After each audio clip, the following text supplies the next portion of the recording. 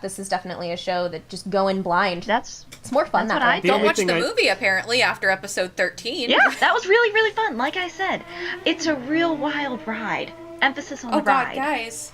Do you hear that? Oh, my God! Speaking of wild rides. I am so triggered right now.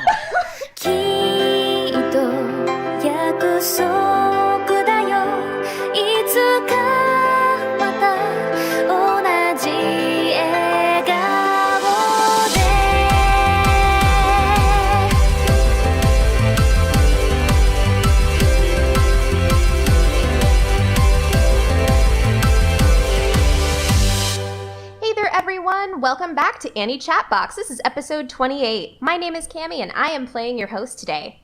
I missed you guys. It's been a whole long time, but now we're back and in full swing. And to start you off with some social links, you can find us at twitter.com/theanniechatbox. Send us some email at anniechatmail@gmail.com. If you want to listen to us, you've got a couple options. You can find us on iTunes, Google Play, Stitcher, TuneIn, and SoundCloud.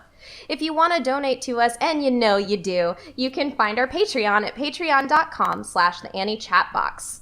So, obviously it's not just me here today. I've got some wonderful, wonderful people here. And let's see, let's shake things up a bit. I am starting with our wonderful biscuit-loving gentleman, Jonathan Joestar. Hello.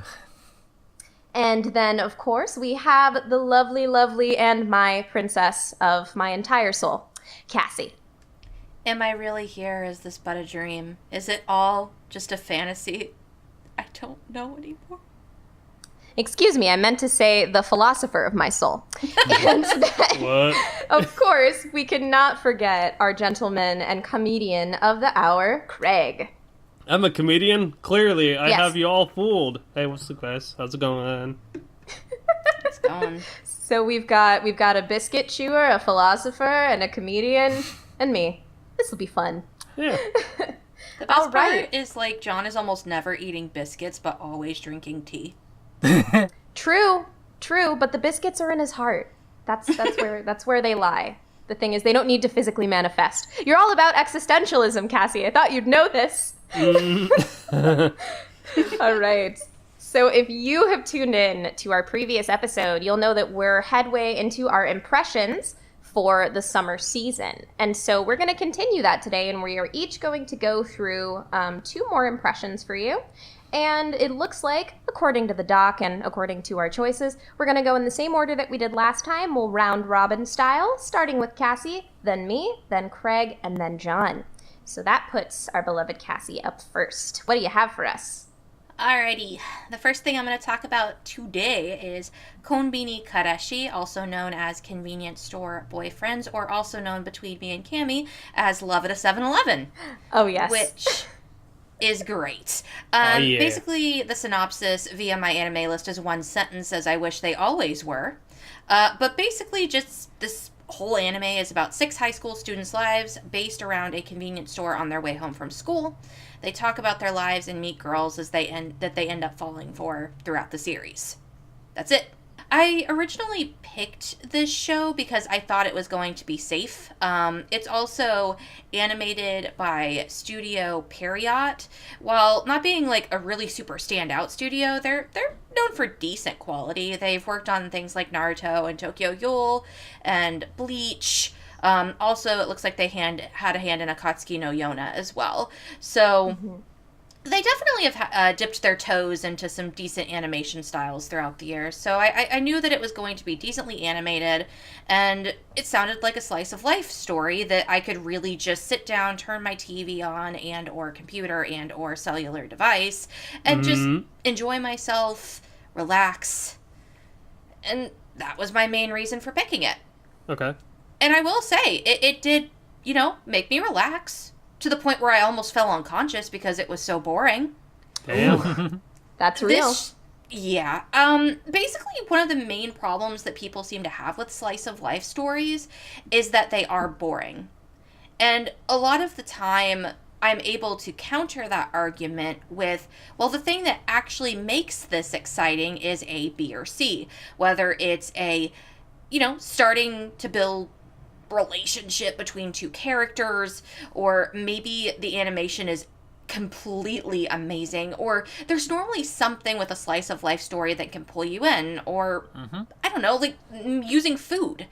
We've seen that a lot recently in slice of life genres, trying to really change up and shake up what's going on. Konbini Kareshi has none of that, and basically is just about, at this point, I guess we've gotten to know maybe 6 characters, and I care about none of them. The only character so far who appears in episode 3, again, it always seems to be episode 3 where they give me something mildly tantalizing, but by then I'm like, well, you took too long. Yeah. And there's a girl who makes cakes and is trying to get more people to join her respective club, because they actually aren't a club. They have so few members they can't even instate themselves as a club. So they basically kidnap random people and say, isn't this cake good? Isn't it great? Please join us. Oh no, that's not good. Which I actually thought was interesting, and I thought that girl was super fun and entertaining, but you've got so many characters that are really, really boring. It mostly tries to follow Mihashi and Mashiki, which, by the way, their names are way too similar. And basically their respective interactions with Honda, and I believe the other guy is Nakajima.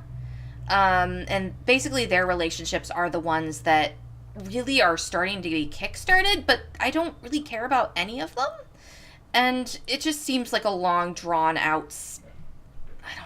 I'm stuttering so much because I just don't know what to say, because there is nothing to say. I will say that episode 1 opened with 1.5 minutes of a guy running to meet a girl at the convenience store. They exchange drinks and walk off. That was the opening to this show. So that's basically what you're getting yourselves into. Right As somebody who loves slice of life and who loves slow-moving series and who loves to get to know characters over time, this was even too much for me. So it is sinking. Noted. What's it sinking in? I will say, you see, I wanted to say concrete, but we've already used that one.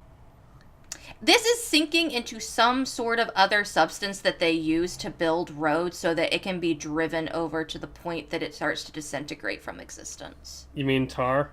Sure, tar. Tar sounds good. That's in the same theme. I like it. Okay, so it looks like that means I'm up next, and my first impression of this episode is going to be on Vatican Kiseki Chousakan, or the Vatican Miracle Examiner. Alright, so the synopsis for this one goes...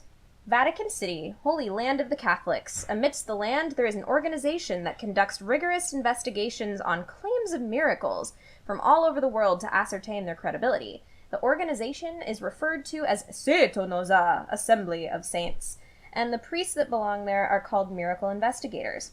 Robert Nicholas, an ancient archive and cryptanalysis, I think is the word, expert, is partnered and good friends with Hiraga Joseph Ko, a genius scientist. Together, the brilliant duo investigates the miracles and uncovers the incidents and conspiracies hidden behind them. This is done by JC Staff, who has done actually everything. So what do you think Actually everything. What do you think of a They couple? animated the world. They've done, they did Shakugan no Shana, they've done Toradora, they did Kimi to Boku, that's just to name a few of them, and they have just like a wide range of shows, so I never really kind of ascertained a sort of identity to their shows, because like they also did, Cassie, didn't they do that one show you had with the like little animal girls or whatever, like the girl who showed her belly to people? I believe so. I'm actually spacing, but they very well may have. Yeah, so but they've also done like some shows that I really like, so it's just, they have a range of quality, and in this case it definitely shows. I just didn't really like this show. It was just I watched the first episode and I fell asleep, and maybe that was my fault for like watching it at midnight one night. But then I watched episodes 2 and 3 and I was still really bored. Like the art is okay, but it's very like meh in character designs. All the colors are really muted. It is trying so hard to be like gothic and angsty, and there's always this really overdramatic like choral music going on in the background. that almost is like distracting because it's just so loud while they're doing a bunch of info dumping. And that's, I think, my other issue with this show, is that it primes itself as sort of a mystery, but there's no invitation to the audience to come up with what's going on. It's literally just the characters, and they say, oh, look at these footprints. These clearly are so-and-so because they are this size so-and-so, and that means this is... And it's just boring. Like, there's... Of course. Of course, you know. It's a horse, of course, of course. Of course. Yes, actually, I think we should fan-dub it like that. But yeah, short, sweet, and to the point. There's just, like, nothing interesting about this show. It's just really dull and cliche, and it probably would have been more successful in, like, the mid-2000s when you had a lot of those, like, pretty boys, like, pseudo-yaoi, angsty-looking, weird action shows. So for now, though, especially in 2017, it's gonna sink. And I'm gonna say it's gonna sink in the lava that's in the pits of hell, because it deals with, like, Satan-worshipping young boys. So yeah. I wonder what ring of hell that would be in. I gotta research. In the meantime, Craig, what do you have for us today? Hello, everyone. I come to you on this lovely day to present to you a lovely title called New Game, Season 2, stylized as New Game, ! I would say that you know it's Season 2 because it has 2 exclamation points, but then Dive has 2 exclamation points too, so... You're right. The studio is Doga Kobo. What they've done is Nozaki-kun and Majestic Prince. 2 great shows that I have... Well, I've seen Nozaki-kun. I hear good things about Majestic Prince. I've only seen a few episodes of that. I've said the synopsis before, but just to recap for the class, basically we have Alba Suzukaze graduates straight out of high school and gets a job at Eagle Jump, which is a fictional video game company based on the fact that she loved the character designs from one of her favorite video game series, like Fairy Stories, which is like kind of a spoof on like a Final Fantasy or something like that. And she really wants to get in, and then she gets in, and she helps make, in season 1 anyway, she helps make the next installment in the Fairies. But this season continues on that train, how she, like, it's in the next year in her employment, and it's very pleasant. And why I like this, and why I'm going to pass this, in fact, and make it swim, is because it deals with a lot more responsibility. You get tasked with a lot of stuff, and you get to put on the spot. And why by that I mean, since in season 1 they did this thing, now she's going to make her own character designs, and she's in charge of stuff. She's tasked with more responsibility, and she feels anxiety out of doing that. And it's kind of down to earth, albeit it's cute and whatnot. It's kind of like a slice of life, but the setting is different, and that's what drew me to it last year. And Cass actually can attest to that because she watched all the first season as well. I think that one of the things that's really super appealing about New Game is that it's part of this new genre that I've heard a lot of people basically refer to it as working girls doing working things. Yes. Which makes it appealing, but it's like working girls doing working things, but with everything that people tend to hate these days about anime, and that being moe. So it's a moe show about working girls doing working things, and it's actually good. Got a lot of heart to it. Nice. So that's why it's going to swim in the free oceans. Is any ocean really free? Does like any country own the ocean? No, I no guess one does. I thought when you said free oceans, I was like, so that means the free boys are swimming there? I mean, didn't Hey, they swim in they the could- ocean in one episode, like between islands or do. something They for did. training? They did. And then there was that almost kiss number 6,542. Oh, it's my favorite. Oh But yeah, the image of lolly girls with the free boys is just very interesting to consider. no, no doubt, right? So while we all sit on that image, then John, what do you have for us today? My first anime that I'm bringing to the table today is 18F. Is animated by Studio Gonzo, another much loved anime studio with a lot of promise, but I know that they have had a few hit and misses with their releases. Like Chrono Crusade, Welcome to the NHK, and Strike Witches, just to name a few series that they have done. Fucking love Welcome to the NHK. They made the ultimate game in that game, or that show. The synopsis goes, after going to sleep like normal, Tsukishiro Haruto wakes up to discover something unbelievable. He's stuck in a dream world. Here, witches plague the dreamscape and are more than dreamy figments. They're the trapped souls of young women who've rejected reality and are afflicted by the Sleeping Beauty syndrome. As he searches for a way out, Haruto will face the witches and their terrifying powers. Basically, the witches are girls that have fallen asleep, but for whatever reason, and they've basically fallen into comas of sorts, but they have kind of figured out how to take control of their dreams. And therefore, while you're in their dream, they have pretty much ultimate power over what goes on, and that is what makes them witches.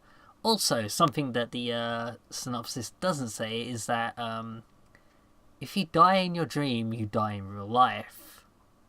That is the implication. And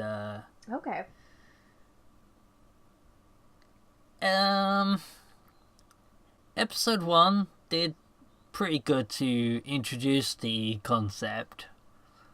And then episode 2 kind of made you kind of like wonder what is going on with the main character. Because, oh yeah, he's never woken up. The entire time that the series has been going on, we have never seen him actually awake. He's just been stuck in these dreams. Interesting. Which caught my interest. I was like, okay, you have me interested. So episode 2 made it seem like was where they really drove the point that if you die in the dream, you die in real life. With there actually being victims at the hands of the witches. And there's like this scientist guy that's researching the dreams, and he's like he's somehow able to contact the main character while he's in this dream, which isn't really explained how he got that to work beyond I study dreams. And so he's like, okay, you need to stop her from making any more victims. And he kind of just like, fuck that. These guys are assholes. I'm going to help her. And I'm going to beat the shit out of this guy. And she was able to then find peace and move on and actually wake up as a result. And then episode 3 tried to introduce the tragic story that was going to tug at your heartstrings, and I was just like, now I'm bored. If John's bored, you know it's bad. It's just... you just like a slimmer of interest, and then you just keep losing it, and it's so yeah, unfortunately this sinks. What does it sink in? It sinks into the deepest slumber to never awaken again. Oh, that's a nice one. That's like metaphorical. That is also super dark. Yes. The darkest timeline. But yeah, I trust you, John. You know, you're like the sweetest person ever. Like, you could see a kitten rolling across the screen and you're like, this is a fucking masterpiece. So if this show lost your interest, I trust you. I probably won't touch it. Nah. Speaking of things that girls touch, hey Cassie, you have another impression coming up, right? Whoa. I think that might be mildly misleading, but I'll roll with it. I already reviewed NTR. That was last time. But Anyway, so the second anime I have to talk about today is Kakegurui, also known as Kakegurui Compulsive Gambler, which, before I start talking about this, I know that this was licensed by Netflix and was completely taken away from any way for me to watch it legally. But if you want to support this show, please wait until it comes out. It is worth the wait, guys. Which kind of ruins my impression here, but seriously, it's so good. It's so good. And why is it so good? Well, let me tell you. Yeah, why is it, Cass? Hyako Private Academy, an institution for the privileged, has a very peculiar curriculum. You see, when you're the sons and daughters of the wealthiest of the wealthy, it's not athletic prowess or book smarts that keeps you ahead. It's reading your opponent, the art of the deal. What better way to hone those skills than with a rigorous curriculum of gambling? And what's really interesting about this is they're not just gambling for gambling's sake. This isn't just something that they took and were like, hey, what's something that hasn't been done in anime yet that's super niche? They make there be a reason for it, and that being that all of the students that are at this school, for the most part, are, like they said, the rich and the privileged, as it were, sons and daughters of senators, sons and daughters of people who run businesses, big corporate businesses. And what do you need to be able to do to follow in your parents' footsteps? You're going to need to be able to negotiate. You need to know how to manipulate people, and you need to know how to read your, competition. And that's what makes this so interesting. It's not a gimmick for gimmick's sake. However, they do fucking have a lot of fun with this gimmick. To the point where people are betting actual chips, to money, to betting fingernails. Oh my god. Oh, it's fantastic. It is great. People in this school are definitely characters. They're very twisted. They all have their own motivations. And I'm assuming that this is going to get very interesting when it comes to the student council. Because you have our main character, Jabami, who is the main character. And she's the one who enrolls at the academy, which is where I cut my synopsis off. But basically the rest of the synopsis is she joins the school. And basically, she's going to enroll, and the last line of the synopsis is, teach these kids what a high roller really looks like. Which is basically what she does, because where a lot of these characters basically just don't want to fall to the lowest level in the school, because if you do, you're basically seen as less than human. If you're not a good gambler, if you can't keep your money, if you can't actually show that you can keep yourself afloat in this school, you're less than basically an animal, which is why they label men dogs and girls who lose kitties, essentially. Oh, nice. And you become basically a house pet of the school. So your status is something that's really up for grabs. And Jabami comes in not giving a shit what her status is. She just actually loves gambling to the point it's compulsive and mildly insane. And all of these characters that have something to lose tend to resort to cheating. And she basically goes through whatever method she does in her crazy gambler mind to find out what trick they're using and try and use it against them. Nice. And that's basically what the first 3 episodes have been all about.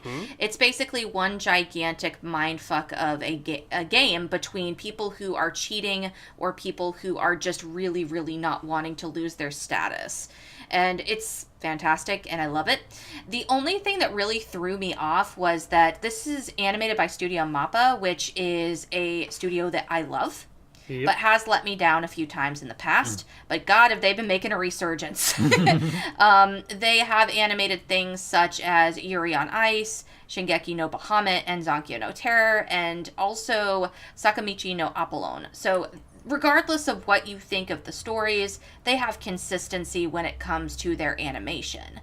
The only thing that I've watched of theirs that I've absolutely hated was Idol Jihen. Please see last season for my opinion on that. But very rarely do they actually let me down, and this is a total spectacle. Including their faces, which change radically. However, as I've watched the show, I realize that that's just one more way they're trying to boot up the insanity that's actually going on screen. And I'm actually watching this with a friend of mine, and we watched episode 1 together. And then we also watched episode 1 with Craig over there. Yep. On Friday, so we rewatched episode 1, and her first comment after finishing it was, you know what, they don't bother me as much this time. Because you really do get used to that atmosphere. And if I keep talking about this show, I'm just going to gush about it all day. So I'm just going to say it swims. I'm really excited about this show, and I'm really excited to watch it with you guys, whoever decides to jump on this train, because it's wild. It's a wild ride. It's awesome. I am ready to be on this insanity train. I'm really excited that you passed it. Yes, and I guess the girls on girls touching was the kissing of the toenails and the OP. Yeah, the only thing I've seen of this show is the OP, so that was definitely where that came from. There is that's another thing, and I promise I'll stop. There is a lot of very interesting sexual tension in this show, between females, between males and females, and just the entire opening is one gigantic weird orgasm fest that I'm not entirely sure what I'm watching, but it's fantastic. Same with the ending. The ending is fantastic because it's just basically one gigantic fan service shot, but in a I don't give a fuck fan service shot. So, yeah, this show's fantastic. From beginning to end. From the moment you watch it, from the moment... I let the ED run every time, which is not something I typically do. So. Nice. I'm done now. You are done? Are you sure? I'm happy. I'm good. I'm good. I got one good show this season, guys. I did it. I got one. Please don't cry.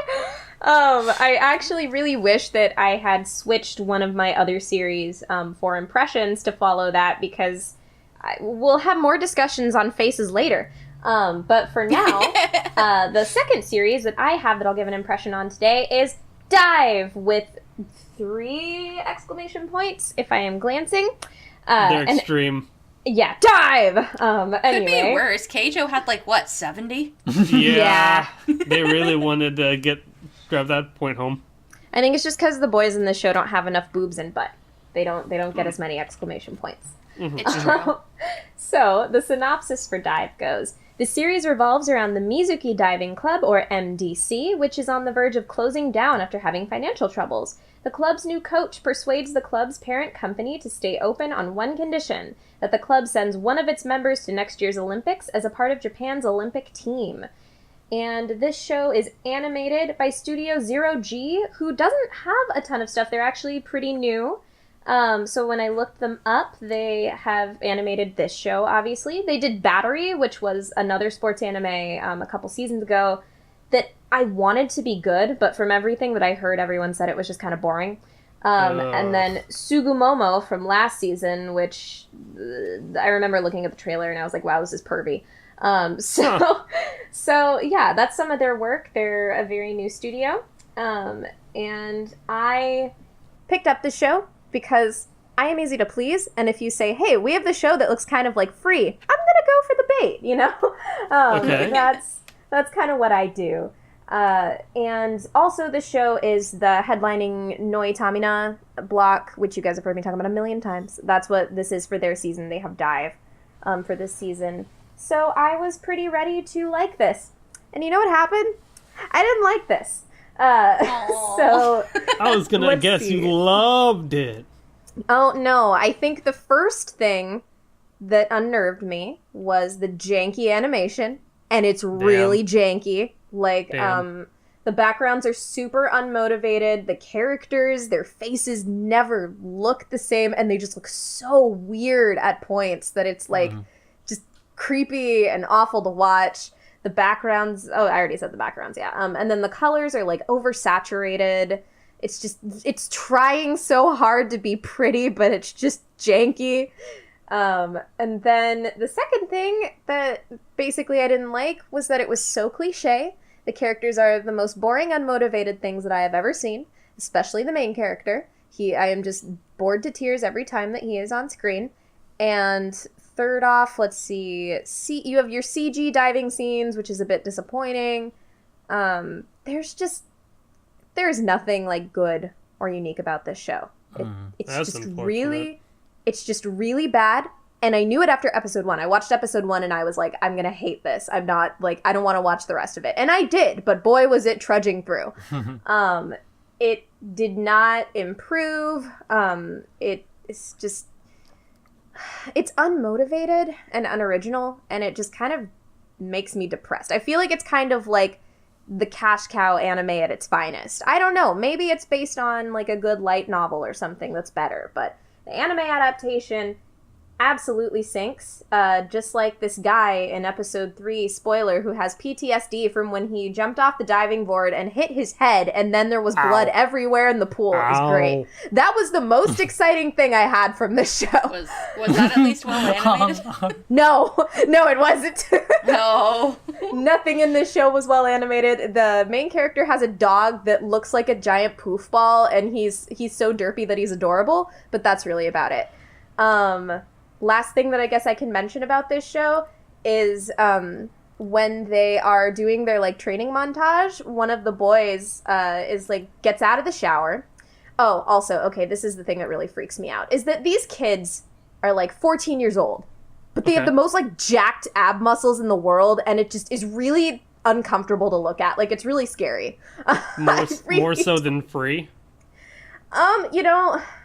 No, I think it's on the same level as Free, but the thing is, Free had proportions. Like, Free was realistic looking. This just looks like terrifying fan art that some, 14-year-old did. But anyway, the kid gets out of the shower, and then he hears his coach's voice in his head, and the coach said, "Make sure that your butt muscles are tight," and he turns around, and then we scroll down, and you see him, like, hugging his ass in the mirror, and he's like, "Is it tight enough?" And I was like, oh, God. Oh, God. Why? Why, show? You can't. No, you're not trying even, too hard. Yeah, you're not even doing this part well. Like, you're really not. So can I make a suggestion? Yes. I'll watch episode 1 of Dive, and you should watch episode 1 of Konbini Kareshi, and we could decide which one is exclusively more boring than the other. Deal. Sounds like fun. So yeah, in other news, because I would like to forget Dive as quickly as possible, up next we have Craig's second pick. You know, I will make a clever metaphor and pun wordplay with this. Based on the show Jikan no Shihaisha, otherwise known as Chronos Ruler. Cammy, would you like to take back your time of watching Dive and just reset it? Much like my time reset with this show? If I could turn back time. Wait, are you saying you want to reset your time with this show? Or is this a... Okay. Yeah. So basically, this show deals with, obviously, time and how people say, man... Well, obviously, to the severities in this show, people have great tragedies. Episode 1 has a girl who says, "I lost my older brother because I walked into the street with a red light, and my brother came in, and he got killed because of my foolishness. Fuck, I'm depressed as shit because I graduated, and I want him to turn back time so he's alive again. Because the legend is, if you wish that you could turn back time, it'll happen at this clock." But, shock twist, the demons called Our Glomes, or Our... I can't pronounce this. We're just going to call them the Time Eaters. Come in and essentially steal your time rather than granting your wish. So that is the main enemy of this show. Comes, and then to stop them are the Chronos Rulers. Those who control time. Our pretty boys, Victo and Kitty, are there to stop them using the power of Oath Time. Which are essentially little orbs attached to weapons to essentially create supernatural abilities. Victo uses cards, while Kitty uses a sword made of pure water. How does it happen? I don't know. He has time manipulation, bitch. See, I'm saying... Anime? 'Cause anime, right? See, this sounds interesting, but in fact, I was kind of bored. I watched the first episode, and I really didn't care for the characters all too much. The girl that was used as kind of a plot device to introduce who the main characters were and who the Time Eater enemy was kind of kind of done before in one shape or another. Like, it gave me weird vibes of D. Gray Man because, plot twist, Victo, the white-haired boy, is essentially, I don't feel sorry for saying this, but it's in the first episode, he is revealed to be the father of Kitty, who essentially wished for his wife to be brought back from the dead to reverse time, and a time eater essentially attacked him. So he is cursed to lose time slowly in the process. And I was like, this is giving me some weird D. Gray Man vibes, but I'm not really liking the characters all too much. And episode 2 Honestly, I don't understand a word of what you've said, and I don't think that's because you're not explaining it well. I think it just sounds confusing. It's just like, I think it would make more sense if you watched it, but honestly, it's just episode 2 and 3, they introduce a Moe Blob who claims that she's married to Victo, and they go to try and retrieve his memories because the thing with Victo is the more he fights, the more time he loses and memory he loses. And it's just a quest to try and get back his memories and find the demon that took away his time. And I was like, yeah, I'm not really feeling this. It's not really gripping me. But I forgot to mention the animation company and what they've done before I say this show sinks. Studios Project number 9. What they've done. Cass, you've seen this show. And you never thought there was a girl online? Okay, so listen, that show was actually really decently animated, but it was also really dumb. I love that show mostly because I watched it with my boyfriend, and it was the first anime we watched together. And you've seen this one. Recently, My Sister Is Unusual. Oh, no. Okay, so listen. no. So listen.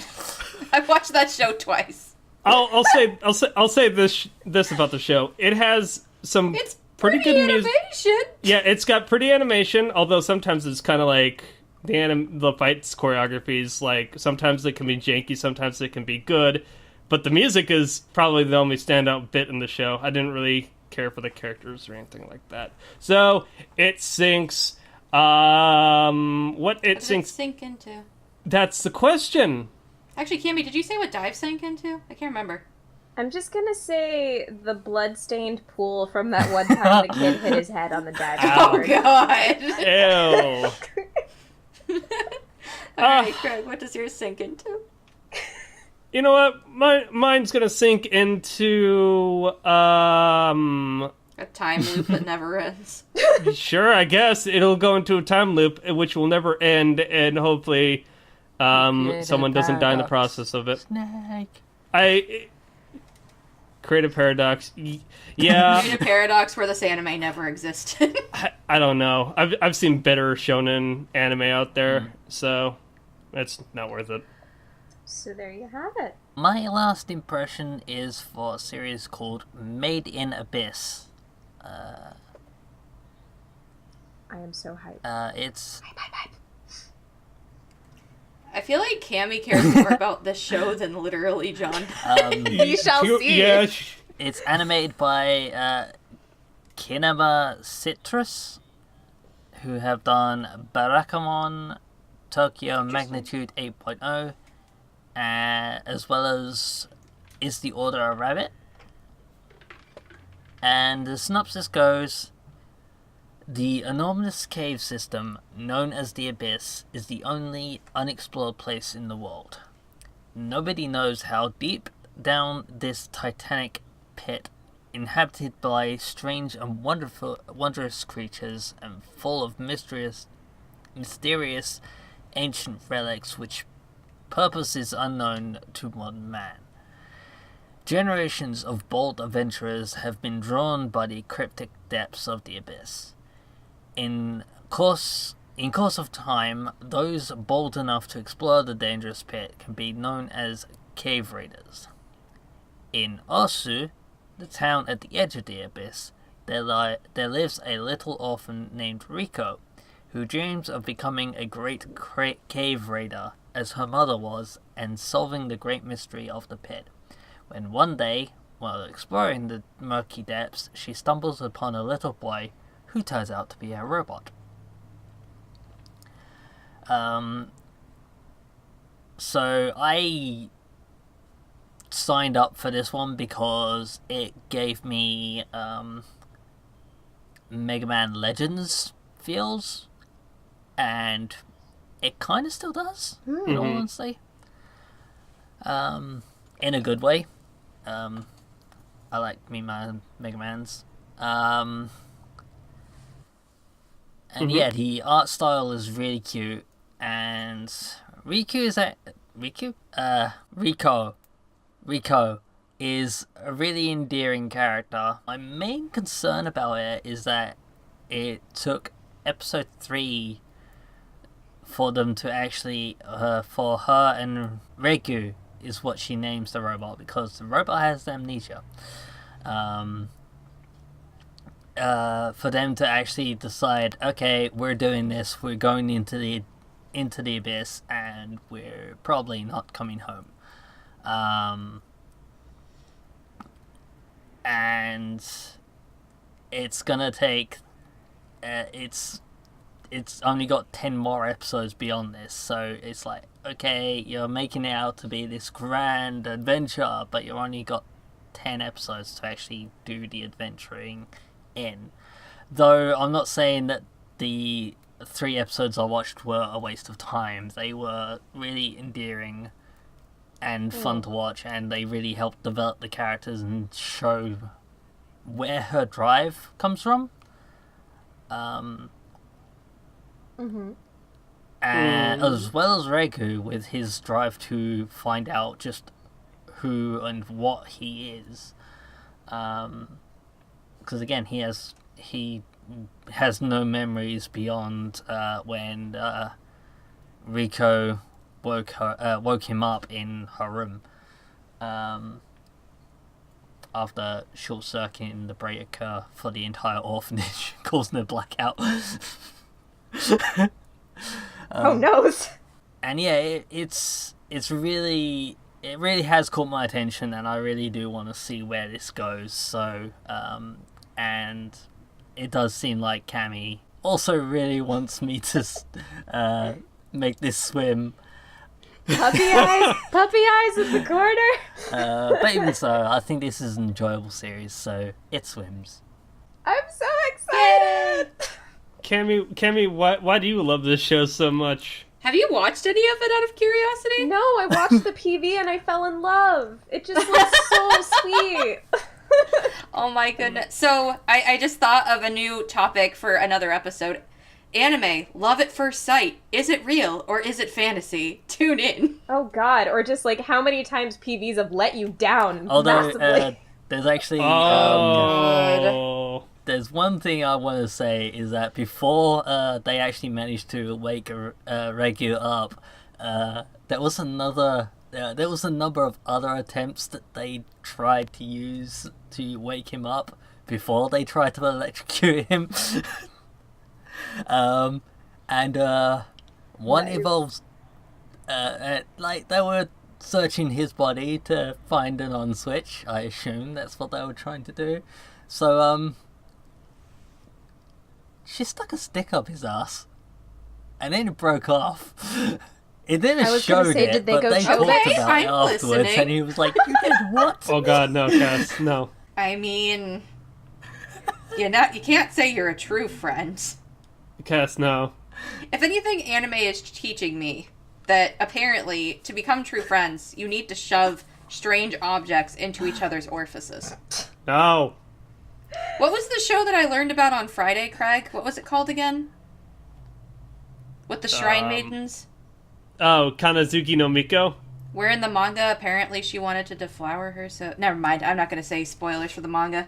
Anyway, So let's just say that there's a pipe and an orifice involved at some point. And while you are vividly imagining that, I'll do a quick recap on our doc to let you know what we have passed from this episode. So that includes Kakegurui on Cassie's end, the compulsive gambler. On my end, nothing. I didn't pass either of my shows. And then we also have New Game, second season from Craig. Yep. And Made in Abyss from John. So all of those series you can look forward to some upcoming reviews of. Yep. This was a much happier episode than last time. Oh, for sure. Last time I actually passed something. I don't know. Yep. There was a lot of failure last episode, though. You were like one of the shining lights, you and John. Less dure, children. Before we move on, I do want to make a small announcement on mine. It'll take 2 seconds, but starting next week is when we're going to start doubling up on reviews. So we will be taking a break from doing impressions, especially since some of our impressions do require us to wait a couple more weeks. But we're going to be doubling up on reviews, so there won't be a topic next week, but we will have lots of anime review goodness, and I definitely encourage you to tune in because we will be knocking out some of the season's best, in my opinion. And on top of that, most likely we won't be including spoiler reviews. It'll just be back-to-back impressions because I can't think of a way for us to include spoilers without spoiling somebody. So we will just be enjoying each other's time talking about shows from last season, and that's it. Just good old reviews next. Starting next week, we're going to be doubling up on some stuff, so tune in. Right on. Okay, so now that we're through with our impressions, we're going to move on to our review today. And it's one of our special reviews. It's a host's choice, not a judge's choice, even though I kept saying that and Cassie picks on me for it. GG. It's a host choice. And so we've done these before. If you listened in, you'll probably remember that for Cassie's host choice, we watched Gundam Build Fighters. And for Craig's host choice, we watched Daily Lives of High School Boys. And so now it is my turn, and I decided I wanted to make everybody watch Revolutionary Girl Utena, or Shoujo Kakumei Utena in Japanese. And let's see, this is animated by Studio JC Staff. As I said before, they have done everything. A few other shows of theirs include Toradora, Honey and Clover, and Food Wars. 2 of those 3 are some of my other favorite shows as well, so, golden. I have to point out that this show is the first full directorial debut of Kunihiko Ikuhara, who has also done another one of my favorite shows, and I believe one of Cassie's favorite shows, and our co-host's favorite show, and that's Mawaru Penguin Drum. Yes. Woo! So I decided to watch this show myself, because I loved Mawaru Penguin Drum, and I loved the style of it, I loved the story, I liked the direction of it. So I thought, hey, this show, Utena, is done by the same guy. So I decided to give it a watch. And in the same vein, I wanted us to watch it for host choice because a lot of us really like Mawaru Penguin Drum. So it was just a fun idea, and that is why I wanted to pick it. And we also had the pleasure of being able to watch this show with one of our friends. I believe she knew Cassie and Craig first before I met her, but she is a glorious being who I stalked on YouTube for all of her AMVs, and she is also an Utena-loving veteran, and that is our darling Suki, who I hope will say hi. Hello! I can say hi. She did a great job. I don't know if you might also want to have an announcement to all of the weebs in the room that you might want to say. I'm not like you people. So let it be noted, she's not a weeb. She is here because we forced her to. Also because she loves Utena to a similar degree that I do. At least I think. Maybe she's lying to me. And Utena's totally not anime, which makes her not a weeb. Yeah. No. I'm not. Exactly. You guys are so different. Like, you're gonna understand. Uh-huh. Trust me. I'm not obsessed. That'd be weird. That'd be so weird. I picked up this show in college and watched it then, but Suki, I believe you said you were doing some math to figure out how long you've been into Utena. So I originally purchased it at Best Buy, which is not a thing that people say about anime much anymore. I kind of narrowed it down because I got into it a long time ago, back when Central Park Media Software Sculptors, they had the license for it, and they did these awful, awful box sets of it. And so they came out in 2004, and I bought that instead of the box set for Sailor Moon S, and Geneon went under in 2007. So it was somewhere in the period between those years. It's been a hot minute. Yeah, it's been a hot minute. Touch. And also, I feel like I need to mention that was a really poor decision on my part because, like I said, the Utena box set sucked, and it's really hard to find a nice thing of Sailor Moon S. So sadness, man. But now you get to have a really nice Utena box set coming out at the end of the year. I know. And I never bought the Right Stuff ones, their fancy 2011 release, just because I never got around to it, and I was like, oh, I've got my old releases. It's fine. It's fine. It's not fine. No, it's really not. Do you want to hear about how terrible the box sets are? Oh. I'm very passionate about it. Give me an example. So, they did this thing where it was 3 box sets. First box set, that's the main problem. They did the first 13 episodes and the movie together. What? Okay. Yeah. And Cassie and everyone else hasn't seen the movie, I think. I don't know if John has. But I have not. There we go. And so, first 13 episodes in the movie, I didn't want to finish Utena. That's what I'm saying. And I bought it completely blind. Like, I had no idea what it was about. I was still in my early weeb years, not that I'm a weeb. But, so I just went into it blind, and it was wild. Okay, sorry to interrupt. It was wild. It was wild. That actually sounds very similar to the alternative title to Revolutionary Girl Utena, which we can bring up at a later time. But in the meantime, I can also give a quick synopsis that I found off of Mal and just shaved off a little bit of the extra stuff. So, after meeting a prince who consoled her after the deaths of her parents, Utena Tenjo vowed to become a prince herself. The prince left Utena with only a ring bearing a rose crest and a promise that she would meet him again someday. A few years later, Utena attends Otori Academy, where she is drawn into a dangerous game. Duelists with matching rose-crested rings compete for a unique prize, the Rose Bride, Anthe Himemiya, and her mysterious powers.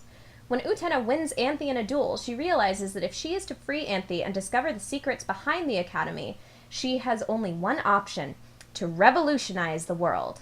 Shoujo Kakumei Utena, or Revolutionary Girl Utena, blends surrealist imagery and ideas with complex allegories and metaphors to create a unique coming-of-age story with themes including idealisms, illusions, adulthood, and identity. I really like that they tell you off the bat, they're like, hey guys, metaphors! You like metaphors, right, kids? Metaphors, the anime. And, I mean, all of us were I think we were a bit prepped to go into the show knowing that just because we've watched Maoru Penguin Drum, which, you know, it's very similar, I think, in style. I didn't actually know that this had anything to do with Penguin Drum when I started watching, so I wasn't that open-minded with the first few episodes until Cassie pointed out to me and said something about I've forgotten their names. The creator of Utena and the creator of Evangelion apparently being tea drinking buddies and decided you have the boys, I'll have the girls. Ikuhara and Hideki Anno are apparently BFFs. I didn't know that, but Cammy let me know, and I have this thought. That they one day sat down and were drinking tea, and that one was like, you know what, let's write a really nice metaphor-filled mindfuckery show for boys, and then one of us could do one for girls, and then they just rolled a dice and saw which one would go where. And that doesn't seem too far off. Like, even before I started Utena, I would hear people talk about it as basically, like, the Evangelion of, like, shoujo anime, which I find interesting. Although, I do think that Utena is kind of a cross between shoujo and magical girl that kind of runs on both planes. Mm-hmm. But, yeah, I definitely think that is key. And I tend to kind of go on a line of, like, if you enjoyed certain aspects about one show, you'll probably find the same aspects that you'll enjoy in the other, or something similar. But going into the story, a quick way to just kind of briefly narrow it down, there are 4 arcs in this show, or sagas, and you start off with the Student Council Saga, which basically introduced your main players, which is the primary duelists, the Student Council, Utena, and Anthe.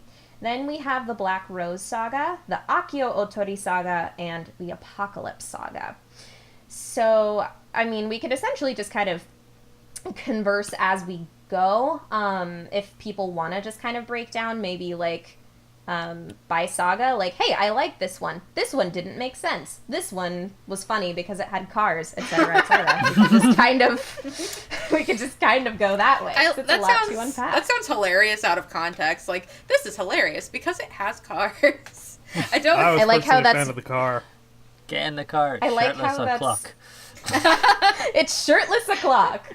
I actually really like how it's still hilarious in context as well. I don't know. Cars in this show made me laugh. But yeah. So, let's see. I think when I first watched this show, I think this just happens when you watch a lot of anime, but like the further I got down into the arcs and the further that I watched, the more I kind of was interested and invested. So like, I thought the Student Council Saga was fine. Like, it serves its purpose.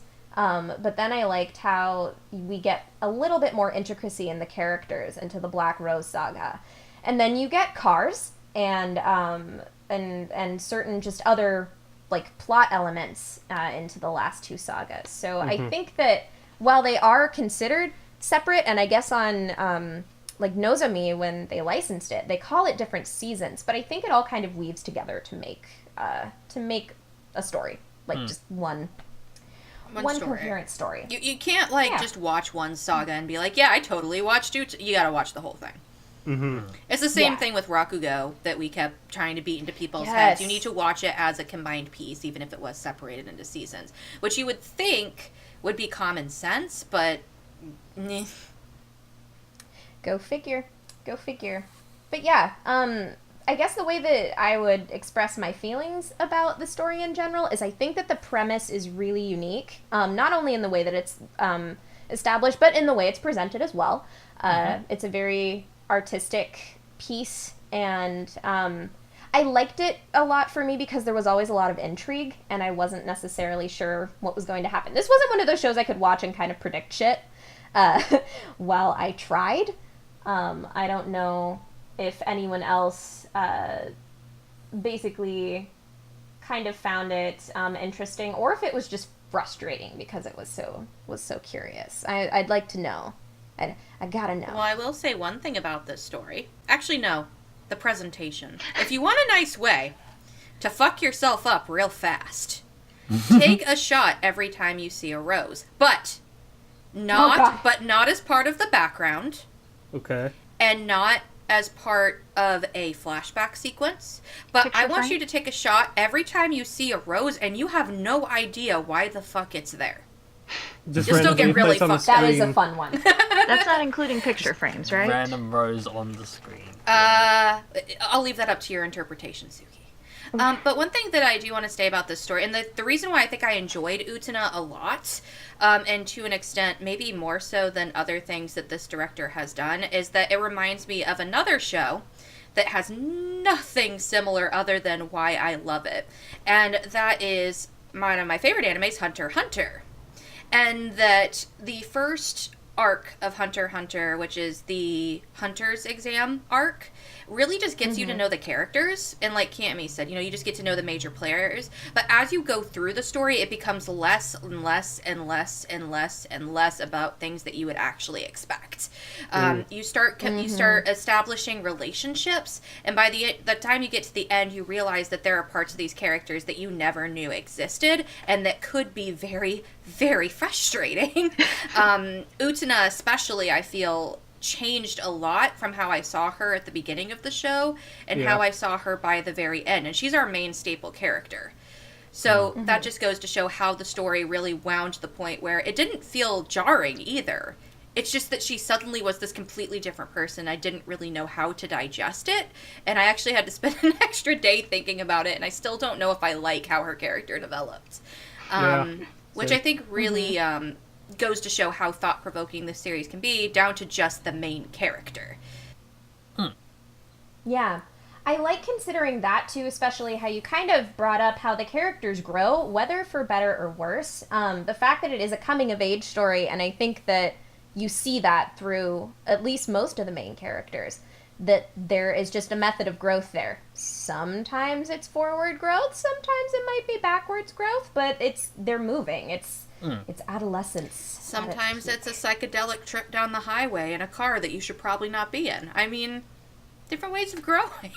Especially Stranger danger. Stranger danger. Jumps on the bonnet of the hood of the car, and you're like, who the fuck's driving this thing? Life is driving. That's puberty, right? That's puberty. Who the fuck is driving this thing? Good point. Lord. I just want to ask though, is it weird that I got sense of 90s nostalgia from a series that I'd never actually watched before? In a good way. No, I felt the I same totally way. feel that. Yeah. This series is so 90s, and I I love mean, it for it. Right? Did you see the cell phones and the fax machines? Like, it's Old hip and school. happening. Mm-hmm. It was. Whenever they were like, my cell phone, I'm like, you guys, oh, you did have cell phones. Look at those candy bars. Like, it is great. It is great. I also do think that the format that they have is very interesting, and I would say that it definitely starts formulaic, but having duels in a magical girl show, but like having these formal duels is also really cool. I like that a lot.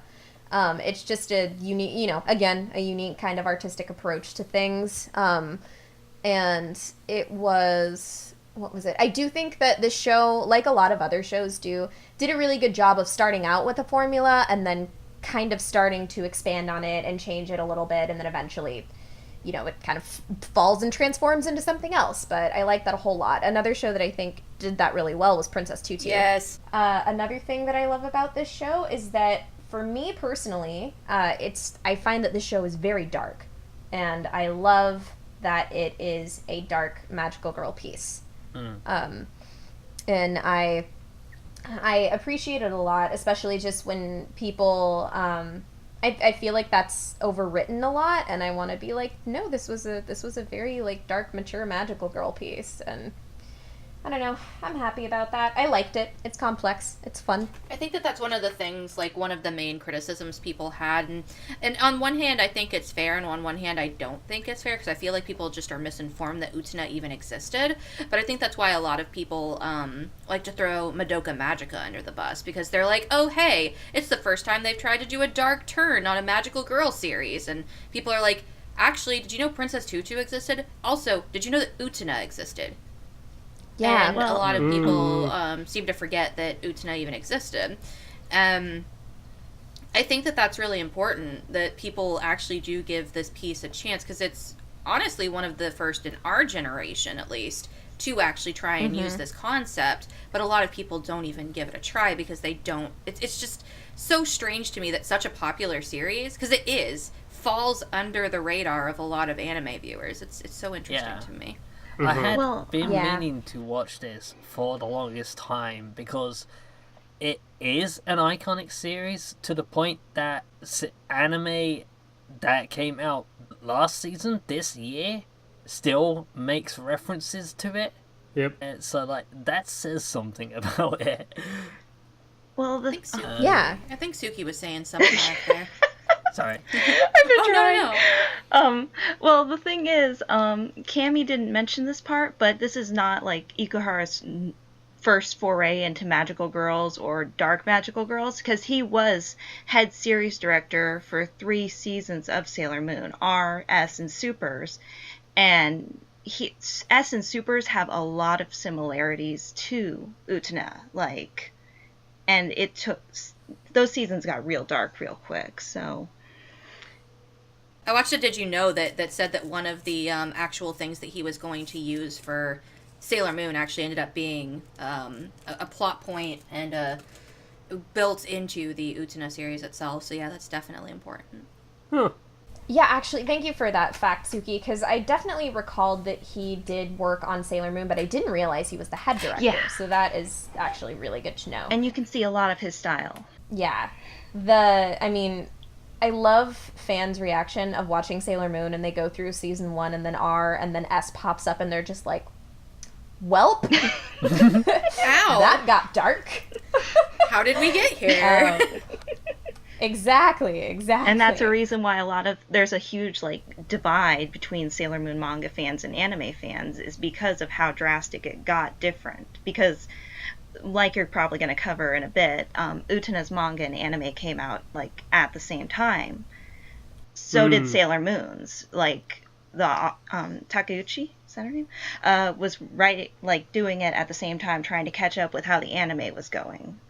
So it's the same kind of But concept. eventually they had to go their own way. Yeah. Yeah. See, Suki, these are reasons that I am so happy to have you here, because you are the Utena senpai that we all need. It's been a long time. We don't deserve you, but we all need you. The one we need and kind of deserve, I guess. And nobody wants. It's okay. It's okay. You're here, you're wanted. I guess that I am curious to know, actually, and I know that you've probably watched the show multiple times, but I guess what your main reason for really appreciating this show is, especially after so many years, too, like, that sticks as to why you like it so much. Honestly, it's a show that you can watch again and again because of it follows a lot of repetition themes. Like every episode has a sequence, every episode has a song, and every time you watch it, it just sort of builds on that, and it just reinforces everything. And I've seen it probably like 5 times, and that's really sad. I'm gonna admit it, but just It's not sad at all. the characters and how deep they are and how you can see all their different motives, and every time you watch it you see something else. Like even me and you, Cammy, we're talking about it. We were all watching the final arc together, and you and I had like a side conversation, and we were like, I never noticed that before. Why do you think this is happening? Yeah. Like, Yeah, that was fun. I think that's actually a big point to bring up, is that story-wise there is a lot here. A lot of it is very open to interpretation, but that definitely makes it really rewatchable. And I would also say that I appreciate it more each time I watch it. and it's just fun because you definitely think it's one guess of every those. time. You guess, and it's pretty to look at. Though at the same time, in that same vein, I feel like there are some people that I would sit in front of this show and they would take nothing out of it, and that makes me sad. Because there are definitely some arcs specifically that don't give you what you want, and you're not going to know one way or the other how you're going to feel about it. And I know that there were people who I talked to while watching this who were like, you know what, I like Penguin Drum better because at least I understood what was going on. Or I like this show that kind of did something similar because at least at the end, like, there was still a lot of thought-provoking imagery, but at least I understood what was going on. Whereas at the end of, for example, the Black Rose Saga, I don't know. Yep. And that's a good thing to mention. Ikuhara, the director, he just won't give flat answers because all he wants is just people to have conversations and speculate and make their own conclusions. Oh, yeah. Definitely. And I definitely feel like, too, that's my thing, is that I think that's very much in the same vein of the mystery of, like, Evangelion and Anno's choices to be like, look, we're gonna put things here and I'm not gonna give you no answers. Like, you come up with that yourself. Right. And for some people, like myself and you guys and some people in this room, that's... I eat this shit up. This is the stuff that I like to eat for breakfast, lunch, and dinner. Like, delicious. Mamma but mia. I do know that at the same time, that makes this anime not for everyone. And that's the only place where on the story and characters, whereas I'm saying this is the most amazing thing, at the same time I'm also saying this is not the most amazing thing. Mm-hmm. Yeah, I mean, regardless in any medium, it definitely just comes down to taste as well. So, you know, it's give it a shot, and for some people, especially as far as story goes, there's a lot of things that could be very triggering to people, because as we said, it gets very dark. And so there are a lot of things that people may want to see in a medium of entertainment, and then things that maybe people can't handle seeing in a medium of entertainment. I know that when I showed this to a friend of mine who is just just very sensitive about women's rights. I was like, I'm going to warn you, there's a lot of slapping in the first part of the show, but I think that there is more beyond that. There actually is a really good like trigger warning guide on Tumblr somewhere that I'm really happy about too. But yeah, I agree with you. It's a story that, yes, some people you can really, really appreciate, but maybe others, You've been really quiet. How did you feel about the story, Craig? Basically, I agree with what you guys said. I mean, it's a lot to unpack. Some story arcs are more straightforward than others. I find the show very bingeable, considering we watched it over the course of a week, and it's only 39 episodes, and when you look at that from an outsider's perspective, you're like, whew, that's quite a bit, but when you break it up into the 4 seasons, you're like, okay, the Student Council saga was like 13, the Black Rose was like 11, like the season 3 and season 4 were like 9 and like 8 episodes or something like that, so it's just like, okay, you can watch this, but also they're kind of like, each episode focuses on a particular character, and you fleshes them out over time. And while I felt as though the format of the episodes, like Suki said, it has a song and dance, it also expounds upon the supporting cast, not giving the spotlight only to Utena and Anthe. But, like, how did we feel about the characters besides Utena? Because I felt that one of the things that I appreciated about the duel setup, even though it was repetitive and even though it was almost always predictable who was going to win, Yep. I always felt that there was something at stake within character growth. And how each character was going to grow. And also, which characters I ended up actually liking the best. Because... bless her soul, Jury's probably my favorite character in that show. And she's not the main character. Nice. She's not the main character. She's one of the side characters. Miki as well, I also found myself very attached to. And I love and Nanami, for all she is and for everything I hate, I also have this very strange trash love for her. And I found that the characters really made this story just as much as the metaphors and roses and conversations did, and if not, Needs more cowbell. Also needs more cowbell. Actually enhanced it. So I agree. Yeah, I don't Yep. think that this sort of show, like, no matter how pretty the presentation is, you have to have some investment in the characters. And boy, howdy, I did. And I especially think that, again, that's something that Ikuhara does a good job with. And I think, like Craig was saying too, like with certain arcs or certain episodes being stronger, that would also be the case for me if I was like, this is a character that I really care about, Yeah, or for sure. they've gotten me to really care about this character, was great. And I liked that a lot of the episodes, again, were in a formula, but you could say, okay, so now we're going to get insight into this character. That was awesome. And I'm so happy that you have the same love-hate thing for Nanami that I do, because I mean, to be fair, I started trying to watch this show with Suki, like, I don't know how many years ago. A long time ago. A long time ago. It has to have been at least over 4 years ago that I sat down and tried to watch this show with Suki, and I don't know what happened that we didn't finish it, but I wasn't super, super into it, and half of it was because of Nanami at the time. I can get that. And I couldn't, every time she was on screen, I just was so irritated. And I guess that also shows how my tastes have changed as well, because back then I found her nonsensical episodes to be just the bane of my existence, whereas the second watch through, I almost welcomed them at times.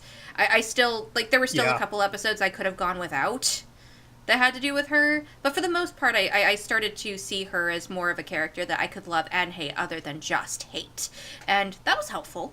Well, that was very helpful to my watching. But what about the Seonji and Toga? Because they're great. Who? Exactly.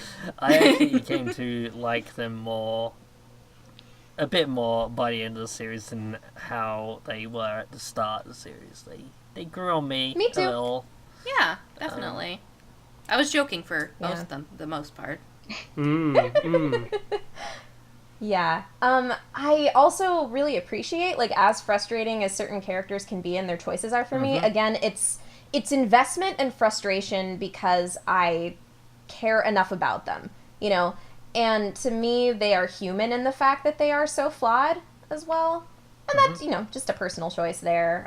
But I like that sometimes they make mistakes and they're awful, but then they also have moments of growth. And again, I think that a lot of that comes from retrospect after watching the whole show or like by the end. Yeah, because even when we were watching it, it's like, oh, wow, I hate this character. Now, I know I'm going to like them later on. I know they're going to do something great. But right now, they are just garbage at the bottom of my foot, and I don't need this. I don't need this. I don't need this. Beautifully said. Beautifully said. Thank you. That being said, just very quick round robin. Like, who was everybody's favorite character if you could only pick one? Oh. I already got mine. Yeah, me too. Mickey. Miki? Okay. I love Mickey! Anthe or Human Punching Bag. I love her. I think she is a precious angel who can do no wrong. I support her 100% in everything that she tries to do, and I think that she does it very well. That's all. Yeah. Anthe's my favorite. Wakaba is a very, very close second. Oh, But Wakaba. I also think I have a bias for Anthe. I love her to death, though. She's captivating, she's interesting, and that's me. What about you, John? Clearly, the greatest character in the entire series Oh, is God. Choo-Choo. There it is. Cassie, There it did he is. steal your answer? No, he did not. But God, I'm really mad that I didn't think of that myself. Like, No, in serious, there was a lot of good characters. you can only pick one. Only one. Yeah, Choo-Choo. You have 3 seconds. I'm putting a gun to your head. 3, 2, 1, go. Jerry. Jury? It's a good choice. Ooh, there you go. Good boy. Good play. Honestly, like, I kind of have this really weird, like, 3-way tie between Utena, Anthe, and Jury, but I think Jury is my favorite. That's a good choice. Nice. Jury's good. They are all very good. All of our choices are very good. I want to clarify that. Like, And that goes to show something, too, because, like, I actually could care less about Anthe at the beginning of the show, and by the end of the show, I, like, had to try not to cry by the end. Like, Aw. Yeah. Anthe, again, too, is another character that I think that the more I watch it and the more I just notice little things, I appreciate her a lot. But, and the other thing that I actually wanted to mention, and we can go into this more directly too, but I think that even when I got frustrated with characters, there was only 2 characters that I think I fully hated in the show, you know? Oh, yeah. Like, are you going to tell us, or are you going to save that for spoilers? I've got a good guess. yeah, one's a minor, like, kind of side character, Kozue? so we'll just... No, Or not whatever Kozue. Kozue, Close, or whatever. but no. Miki's sister? I can't remember her name. It's Kozue. No, it's a childhood friend of somebody who's in a locket. We'll just leave it at that. We could talk about this in spoilers. How about that? Yeah, exactly. All you need to know is that all of these characters have flaws, and maybe Cammy's right, maybe she's wrong, but they're all great and they're wonderful characters, and you should watch Maybe the show. Cammy's right, or maybe Cammy's completely, utterly, and terribly wrong. Well, I don't know. I have to Wow. find out. I didn't know this was the roasting my decision You show. haven't told us your decision. Welcome to episode 28, guys. I actually kind of just want to title this episode. Normally for the impressions episode, we just say, like, impressions part 2. I think I'm going to title this episode, These Impressions Need More Cowbell. I think that's what it is. Yeah, I agree with that title. I was gonna have it be episode 28 disclaimer, Suki is not a weeb, but you know. I mean, That that could be one also actually works. is pretty good. I actually like that one as well. Also, we'll figure it out. also the roasting of Cammy episode. This is going to be Yeah, a very apparently. long episode title. Cammy hasn't told us the answer. I don't But know we'll if find she out. has shit tastes. We don't know. We'll find out. Tune into the spoiler section if you've already seen Utena. But again, this is something that I feel needs to be stated. Do not spoil yourself on the show. I'm so happy I didn't. Yeah, I'm exactly. so Well happy said. I didn't. I got spoiled on one thing, and it wasn't that important. This is definitely a show that just go in blind. That's It's more fun That's that what way. I The Don't only watch thing the I- movie, apparently, after episode 13. yeah, that was really, really fun. Like I said, it's a real wild ride. Emphasis on Oh, the God, ride. guys. Do you hear that? Oh my god! Speaking of wild rides, I am so triggered right now. Do you hear that? If you didn't give up, you would have heard it. Okay, guys, from now on, every single time a car drives by my house during an episode, which happens all the time, yeah. Guess that's being kept in. I am now the Akio of this podcast. Hold on. Okay, Sorry, so yeah. Toga that turned around and said, Does it matter? I want to be Akio. No, nobody wants to be Akio. So, Akio doesn't even want to be Akio.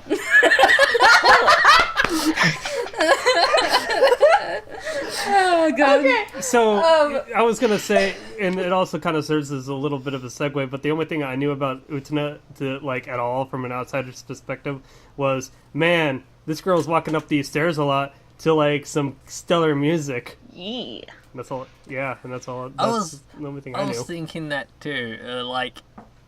That must be a pain in the ass to walk up those stairs every single time. Oh, there's a fucking elevator. Yeah, right? Jeez, John. Way to spoil the entire show by She showing had to there's work an for elevator that. later. Exactly. Well, it brought context to all those times that she was just, randomly working out and, stretching her legs in, background scenes. You had to. I thought she was just She's flaunting just building her those ass. When calves. she's gonna get challenged to a duel and have to climb those fucking stairs. That is a nice segue, though, Craig, because I think production in this show is quite the box to actually unpack as well.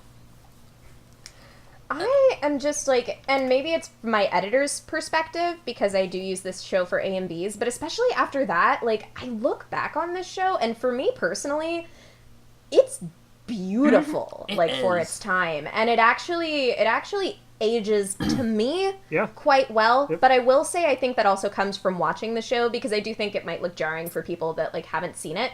But after I saw it, I'm this show is still gorgeous to me by a lot of today's standards. They've got noses and chins for days. I mean, I know, can yeah, it's see pointy. why. It's very pointy. Like, Exactly. The animation student in me is seeing all the animation cheats that they used, which were admittedly typical of the time. But there's Late also 90s. the bit in me that's I see what they did there. Going back to the stairs, Yeah, that's I would recycled love that to animation. see. They use that a lot, but I can see why they used it a lot. They no doubt put a lot of the budget into that because I swear those stairs were actually CG and then retraced over. Just looking at how it was moving and how smoothly it was moving and just how what's the word? Consistent. Yeah. How consistent the shapes were. Not saying it's impossible to do that entirely hand drawn, but using a computer to have the basic shapes to plot it and then tracing from that would just be a much better result, and I'm pretty sure they did because there's only one bit of obvious CG in the I say one bit, they appear a lot. It was the floating castle. yeah.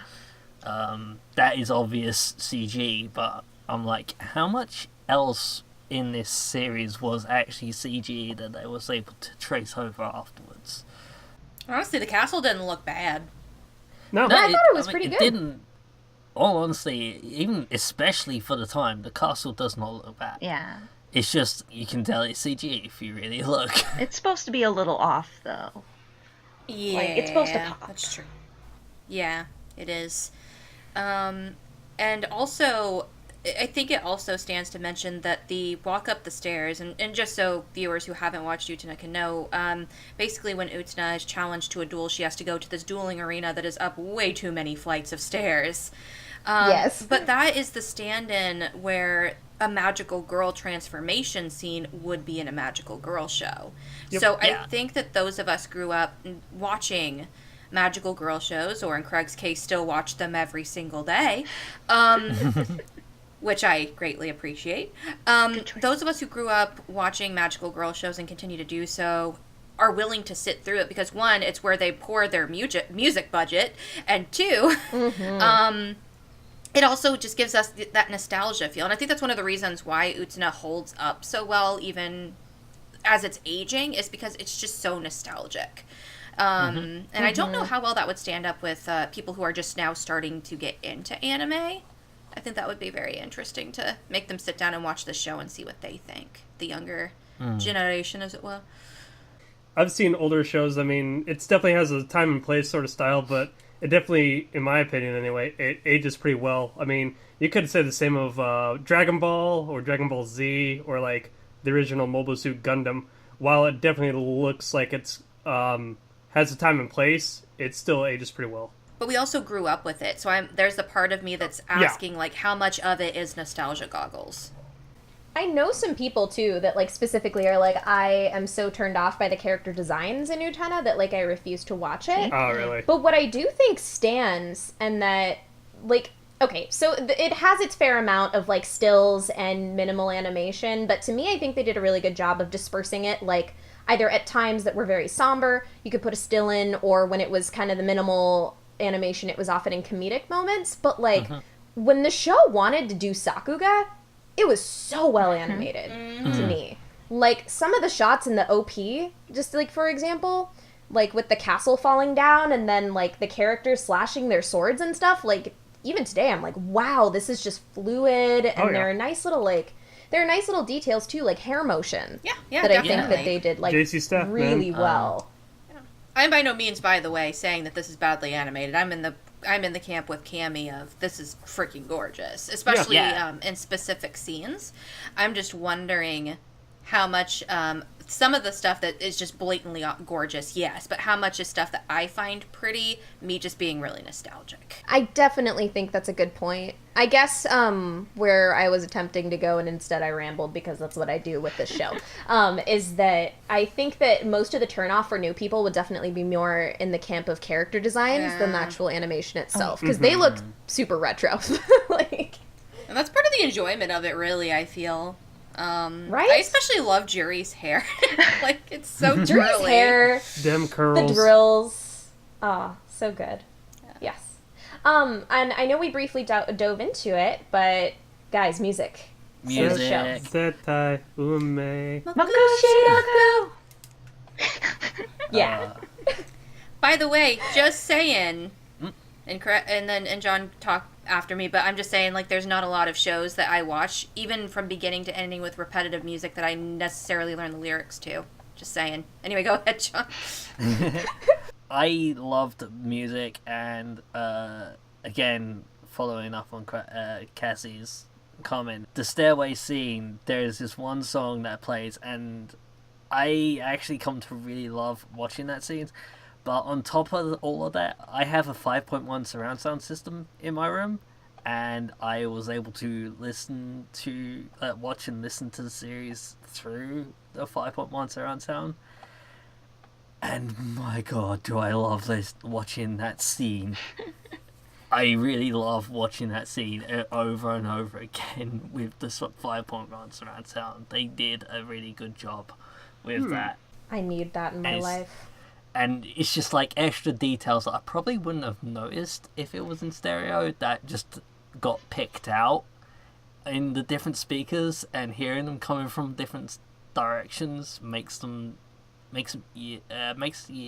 catch your ear more, in a good way.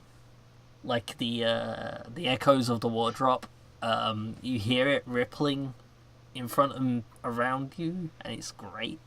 Voice acting? I thought it was pretty solid. We all watched it in sub, by the way. Yep. Yes, because the dub is apparently a novelty, I guess. She's saying that to console me because I like the dub. There's some scenes in it that I'm like, I want to see what the dub is like. Anthony's a weirdo who carries nails in her pencil box. That is I'm just saying, Nanami is the highlight of the entire dub. Nanami is the highlight of the show. What are you talking about? Nanami is the highlight of the show, let's be real. being someone actually who's seen both the sub and dub, I think they are both solid. I will say, the dub has a time, and if you're down for it, it's good. If not, a lot of people hate it, but I like it in the same way that I like the Sailor Moon dub. Like the original, like Deke and Cloverway Sailor Moon dubs. I like it for that reason. But the sub is great, and it's timeless, and it's just, you know, you can't really go wrong. I do think that the main thing that I preferred in the sub over the dub were a couple little details, because like Cassie mentioned, Utena refers to herself using the masculine pronoun, which is really cool. Was it Ore? Boku. Oh, Boku, okay. I think that Anthony's performance was a bit more emotionally driven and genuine in the sub, just personally. Do you hear it? Oh god, why is there another card? Akio's coming for us! This is the one episode where Kurz will actually be in the background, probably. Oh, dude, I'm going to keep this going on till the end of time. Until this podcast dies, that is what I'm going to say from now on. Until the end of the world. Oh, no. Hey. But no, I completely agree. The voice acting performances in this show were especially great, and I don't know if you caught it, Cammy, but I did specifically throw in a baby for you. Thank you so much. Which I heard also you appreciated in this. I did. That was also a national treasure. Yeah, like a lot. The guys in this show were very overdramatic, and they did it great. And not overdramatic as in crying, as overdramatic as being, what's the word that you always like to use? Extra? So extra. Oh, right? so extra. There's so many extra people in here. And also I feel that like the moments of emotional impact are delivered beautifully, especially I know there's later on in the show, Utena has a conversation with somebody, and they're basically calling her out for her bullshit, and she's trying to say, no, I'm different. And like, I think the voice acting in that scene was very well delivered. That was one of my favorite parts. Yeah.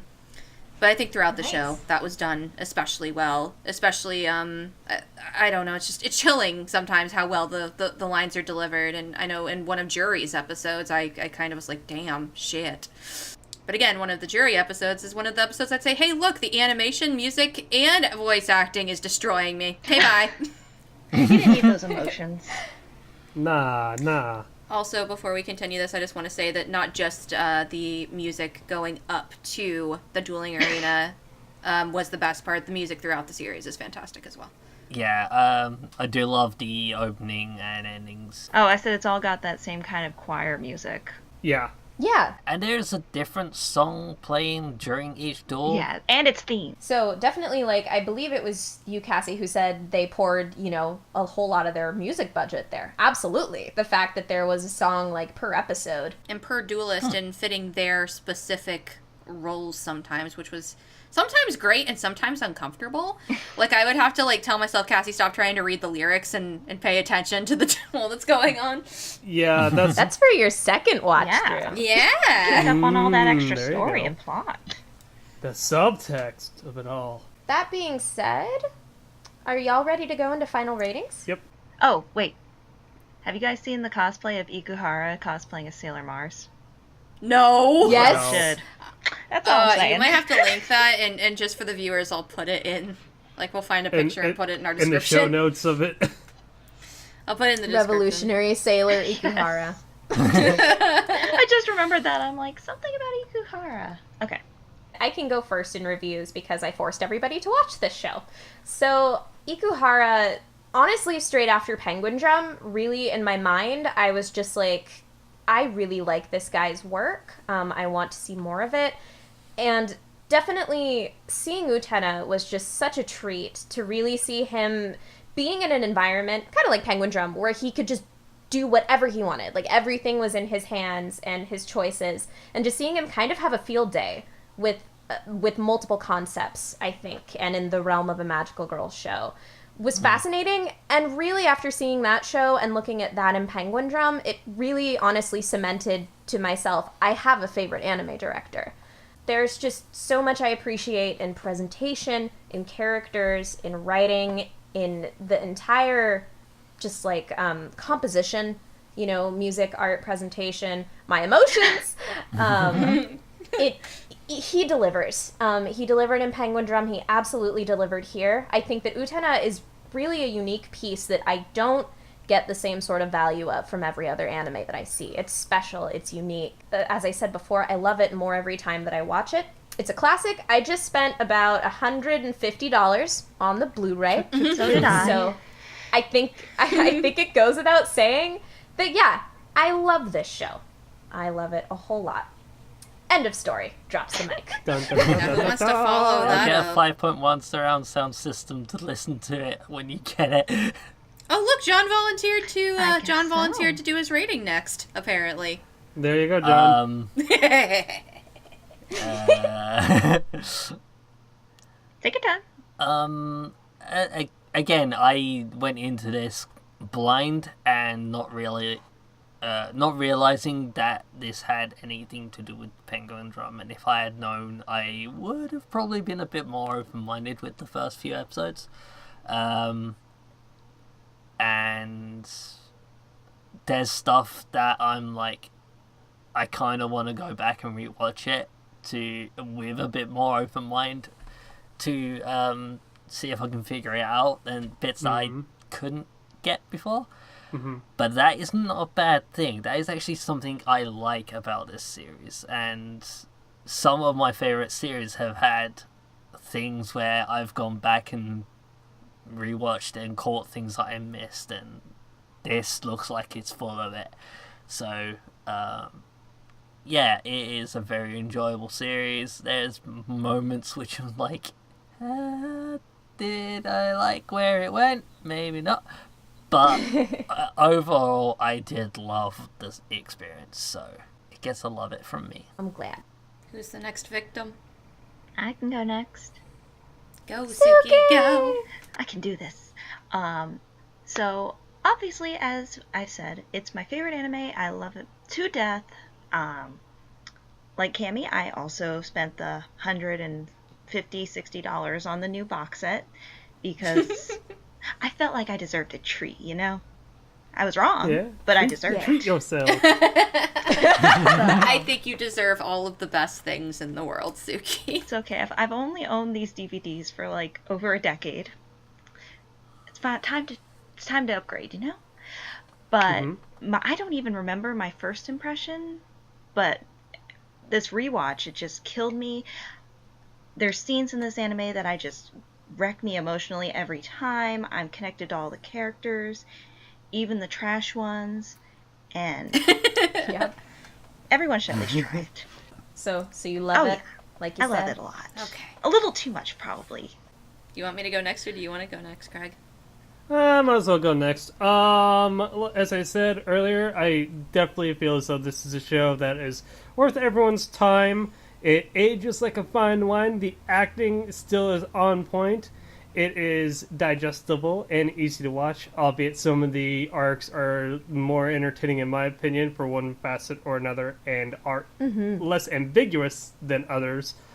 I would say I would love it as well, because it's like it.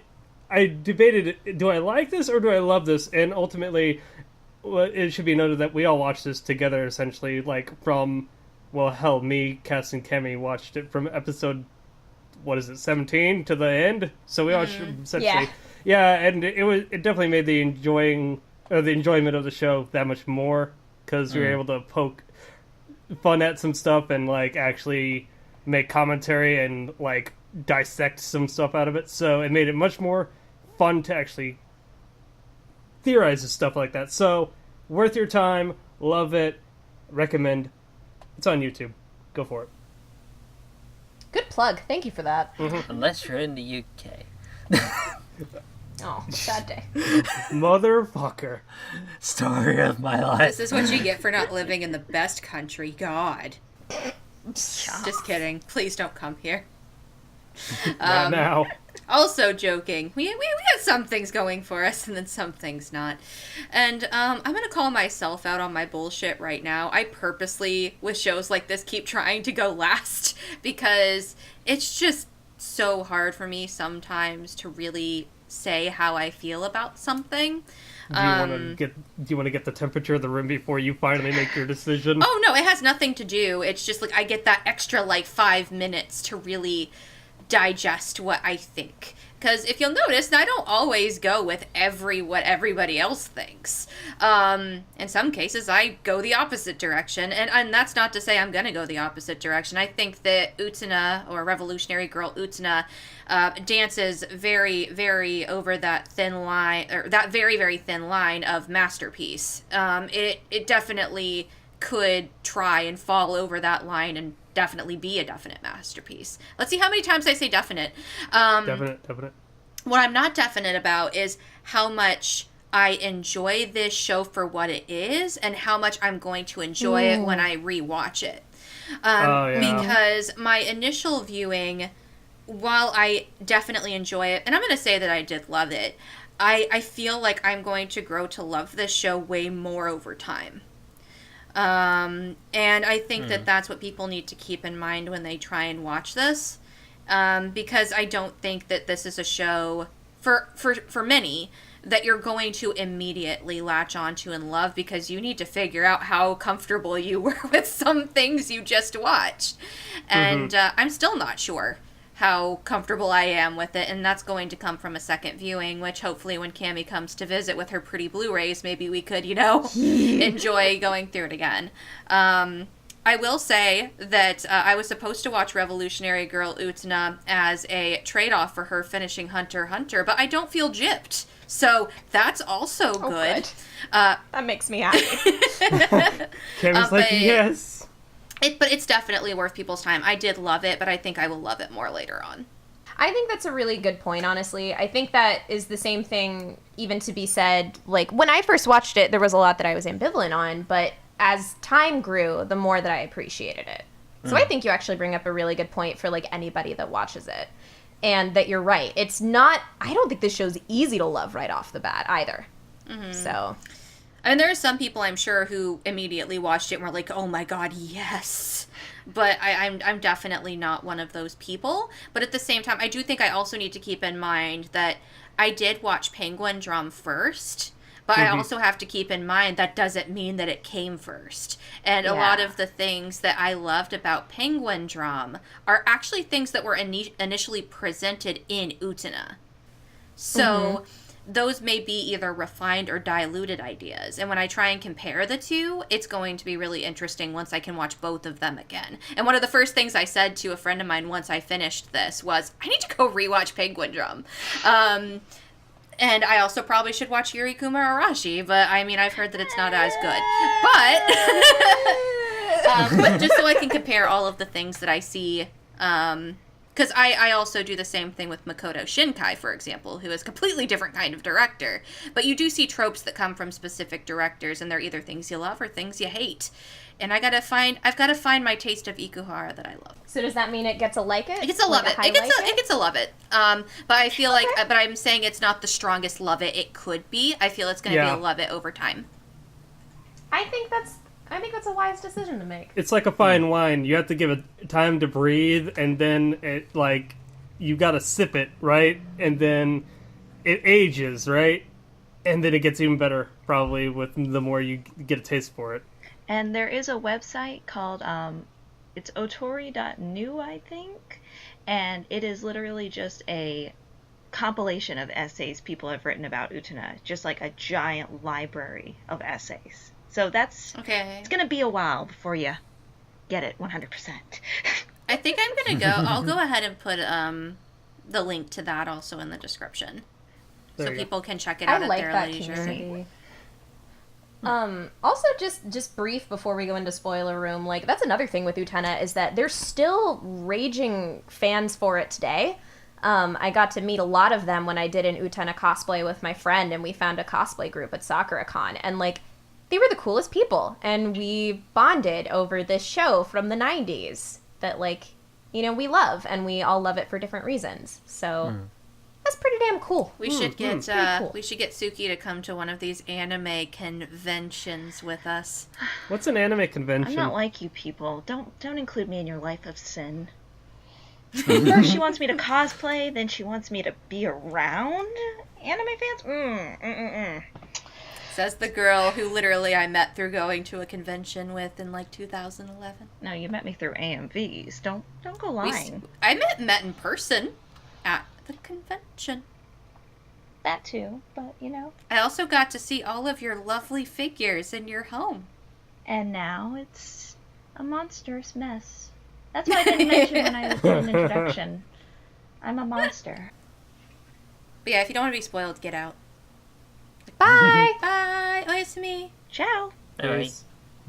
Alright, what do we do? All right. What do we do? What do we do? I don't know what to do.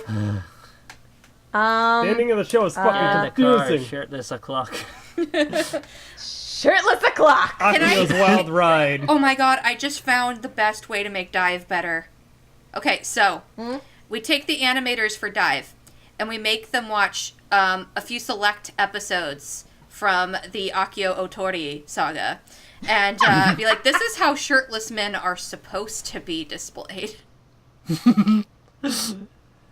But what was that you said, Craig? The ending was confusing? Tell me about we discussed that. it. Hey, listen, it was just really ambiguous, more so than Penguin Drums, I feel. But we talked about it yesterday.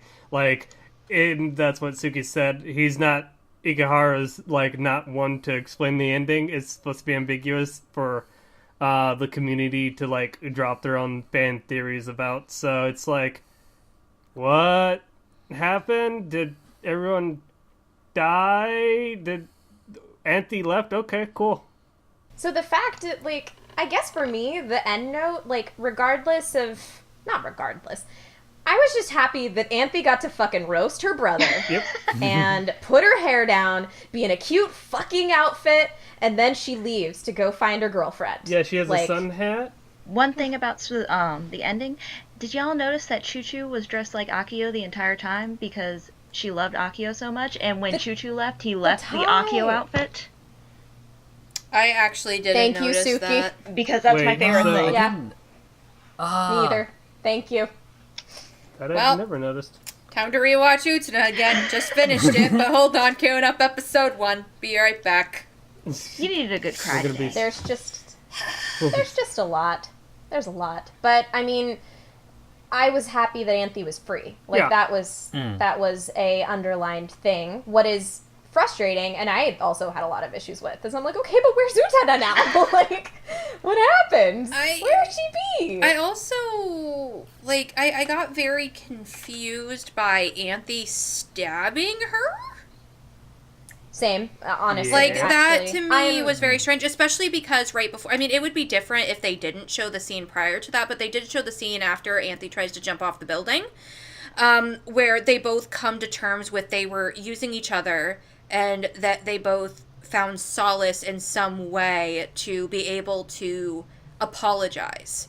Yeah. And I felt that in that moment, they had found, I don't know, retribution within each other. Yeah. And then bitch turns around and stabs her in the chest. Well, through the chest, but I mean, you know what I mean. Like, I don't...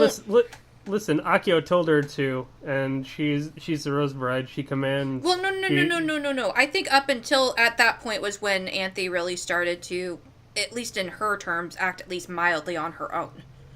Yeah. I've seen a couple of speculations on that scene, but I'm definitely with you. Like, for a long time, especially after the first time I watched the show, I was like, this scene doesn't really sit with me, and I don't really get it. But before I bring up anything I've heard, I kind of want to pass the mic to our senpai, Suki, over here, Yeah. who loves Anthe. Well, what I was going a to say lot. is that the reason, or at least in my interpretation, you guys want to hear my interpretation? Yes. Yes. Okay. Sure. Anthe is very, very scared. She's been in this world for decades at least. We don't have like a definitive timeline, but it's established that it's been a long time. They've gone through this process a whole lot. And Anthe has it's her own little safety nest. And Utena is the factor that can change that, for better or for worse. And Anthe is so ingrained in this that she just, bam, stab. Yeah, that's kind of what I heard too. It's fear of change. And I see it kind of as that moment of hesitation, like when you're about to walk away from somebody that you've been with for years that isn't healthy for you or something like that. You know, it's a big change, and you don't know what's out there. And I think the only other thing that I've appreciated a lot more in other watchings too is just the look. She gives a look before she like hugs her and stabs her, and you see the wavering there. And I'm just and then she hugs her, and then it all goes. And the other thing too, right after that, when she tells her, she's like, "You couldn't be my prince because you're a girl." That's her lying to herself. Yeah. That's her trying to come up with a reason to justify not having change, I think. Because she doesn't want to get her hopes up. She doesn't want to have hopes. She wants to stay like that. But Utena is just like throwing a wrench in her plot, or her plan, basically. And she's just not ready for that. It worked out, but she didn't think she was ready to take that step. I've also heard potential, too, that she was afraid that Utena would basically go the same route as Akio as well, and she couldn't, like, bear having that happen to Utena is another speculation. Not really. That she would just become a corrupt prince, essentially, as well, and she didn't want to, like, bear that again, especially with someone she cared about. Well, Utena is pretty easily manipulated, to be fair. It's not a unfound worry for her. That's all I'm saying. But also at the same time, I feel like, and this is just me personally, but Anthe watched her be manipulated, sometimes very awkwardly so, right in front of her. Creepily so. Seeing the shit out of you with her eyes. But yeah, she's seen how Utena can be manipulated, but also she's seen how Utena can be manipulated and then realize that she's wrong.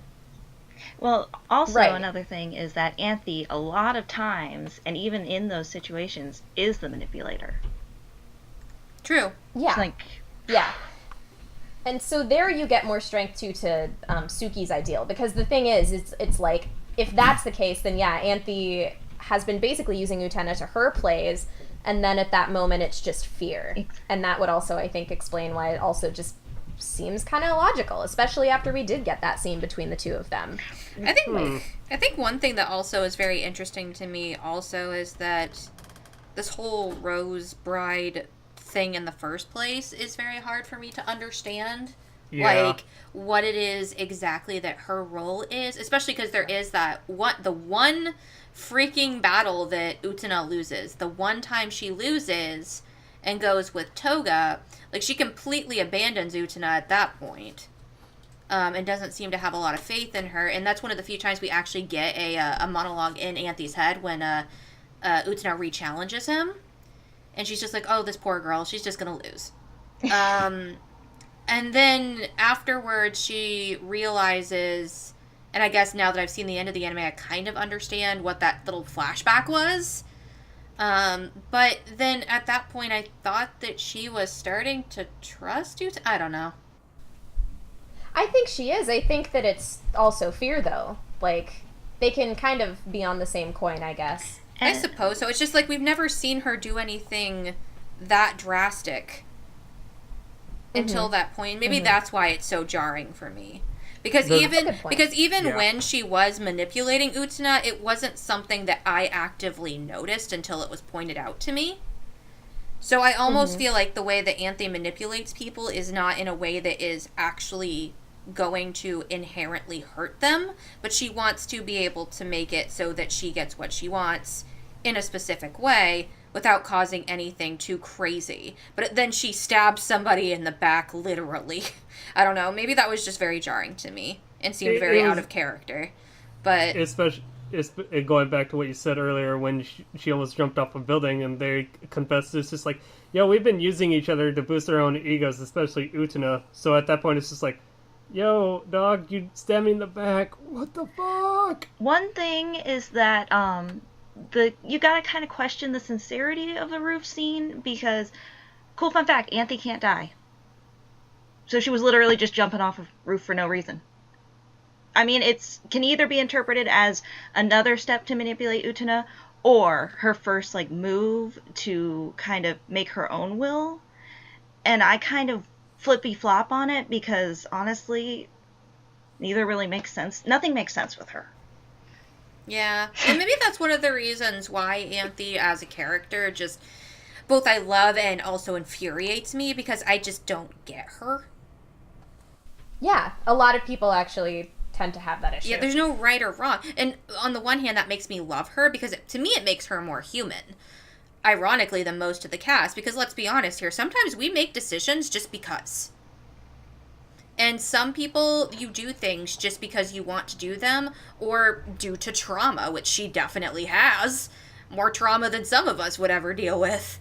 And so that's why I find her character on the one hand to be more real, but then on the other hand just infuriates me because it's just like, well, then who are you as a person? Like, how do I digest you as a character? It's very hard to swallow. I can see that as it being hard to digest. I think, though, that as far as, like, who are you as a person, it's that she's a mechanism to be basically controlled. Like, that is who she's been. And so I think it's, you know, like moments where, like when Utena lost to Toga and she totally just dumped her, that's because, that's what she does. That's her identity. That's the thing with the Rose Bride. And again, that's the control that her brother says, this is who you are. This is what you do. Also, on that, I love the fact that, after that, Utena did have that thought of, wait, was she just saying those things because that's what that was my will being imposed on her, and yes, I love that moment. And then when she finally decided, no, I'm gonna challenge him to a duel again and take Anthony back, it was more a selfish reason, but I think she still had Anthony's interest in mind for herself as well. Yeah. Maybe I just didn't get it, but, like, the backstory of the prince and, like, the Rose Bride as a whole, like, how she's immortal or whatnot, maybe I'd have to go back and, like, rewatch it or, like, look at, like, a theory video because... Well, that was another question. No, I don't think there's anything wrong with that, because that's another question I was going to ask, because I didn't get the entire backstory either. Nope. Like, it confused me to an extent, because I understand the whole, like, everybody wants the prince to, like, make everybody princesses and make the world okay and happy, but it got to the point where he couldn't be that prince anymore. I get that. Yeah. And I get that Anthe was, like, telling people, like, no, you can't use him this way anymore, and as a result, basically everybody condemned her for it, and she became a witch or whatever. Well, it's more... But everything from that point on, I don't get. Suki, your corner, go! I don't remember what I was gonna say. It's just like, it also, like, it's implied that the Rose Bride is, like, constantly taking these swords and is living in constant pain, yet is, like, Anthe, like, a incarnation? No, Anthe, that's the thing, is they're not, Akio, like, split into two, so the prince completely disappeared, and Akio's still there, and Anthe, as you can see throughout the show, she, like, she's not really real, like, her image completely changes, she can pretend to be other people, and she does several times, because it's all just kind of an illusion. My theory is that that's where the prince and real Anthe are, is just in that area, the red area with all Anthe hanging like a little shish kebab. So that whole area, and everything in Otori is just kind of not an illusion, but reality is very heavily bended in that area. Yeah, it's all within the school grounds. Yeah. Things are very, very twisted. And we see that during the Black Rose saga, too. Yeah. Right. And I think at one point Anthe becomes an adult for, like, someone's stepmother or something. Yeah, Miki's she's Miki's. Yeah. That also confused the hell out of me. I was like, wait, how's she all the way over here? What? Yeah, that's the like, yeah, she's definitely not just human. Yeah, and I actually looked up, you gave me a blog, not Suki, Cami, that, like, tried to explain things, and even, like, those people on that one point were just like, yeah, we don't know. We got nothing. Yeah, no, like, the best thing I can really consider is I think that, again, because everything is, like, an illusion, Anthe is able to basically project this, like, illusion onto people. Yeah. And so then she just becomes the illusion of this figure. But of course, like, the players in the game, like Miki, like, they're not going to have any clue. It's more of, hey, let's fucking stimulate things to trigger you to get into a duel. Like, let's just do what we have to. But at the same time, what about everybody else in that world? All the students who have nothing to do with the duels and stuff. Oh, I don't know. I like well, it. another thing about the Anthe. No, I'm just like asking like what their purpose is, other than some of them becoming duelists later, like Wakaba and Miki's sister Kozue, I think her name was. Yeah, Kozue. Yeah, but like obviously those people have a reason to exist there, I suppose. But Potential tools?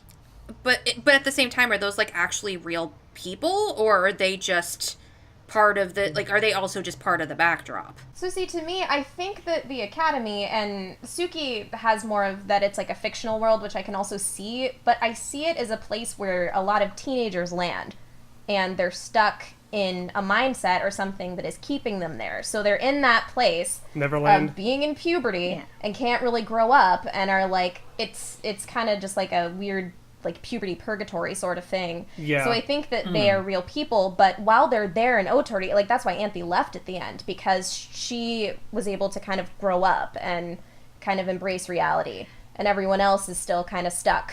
That was something that Akio said himself. As long as they are in school, they will never become adults.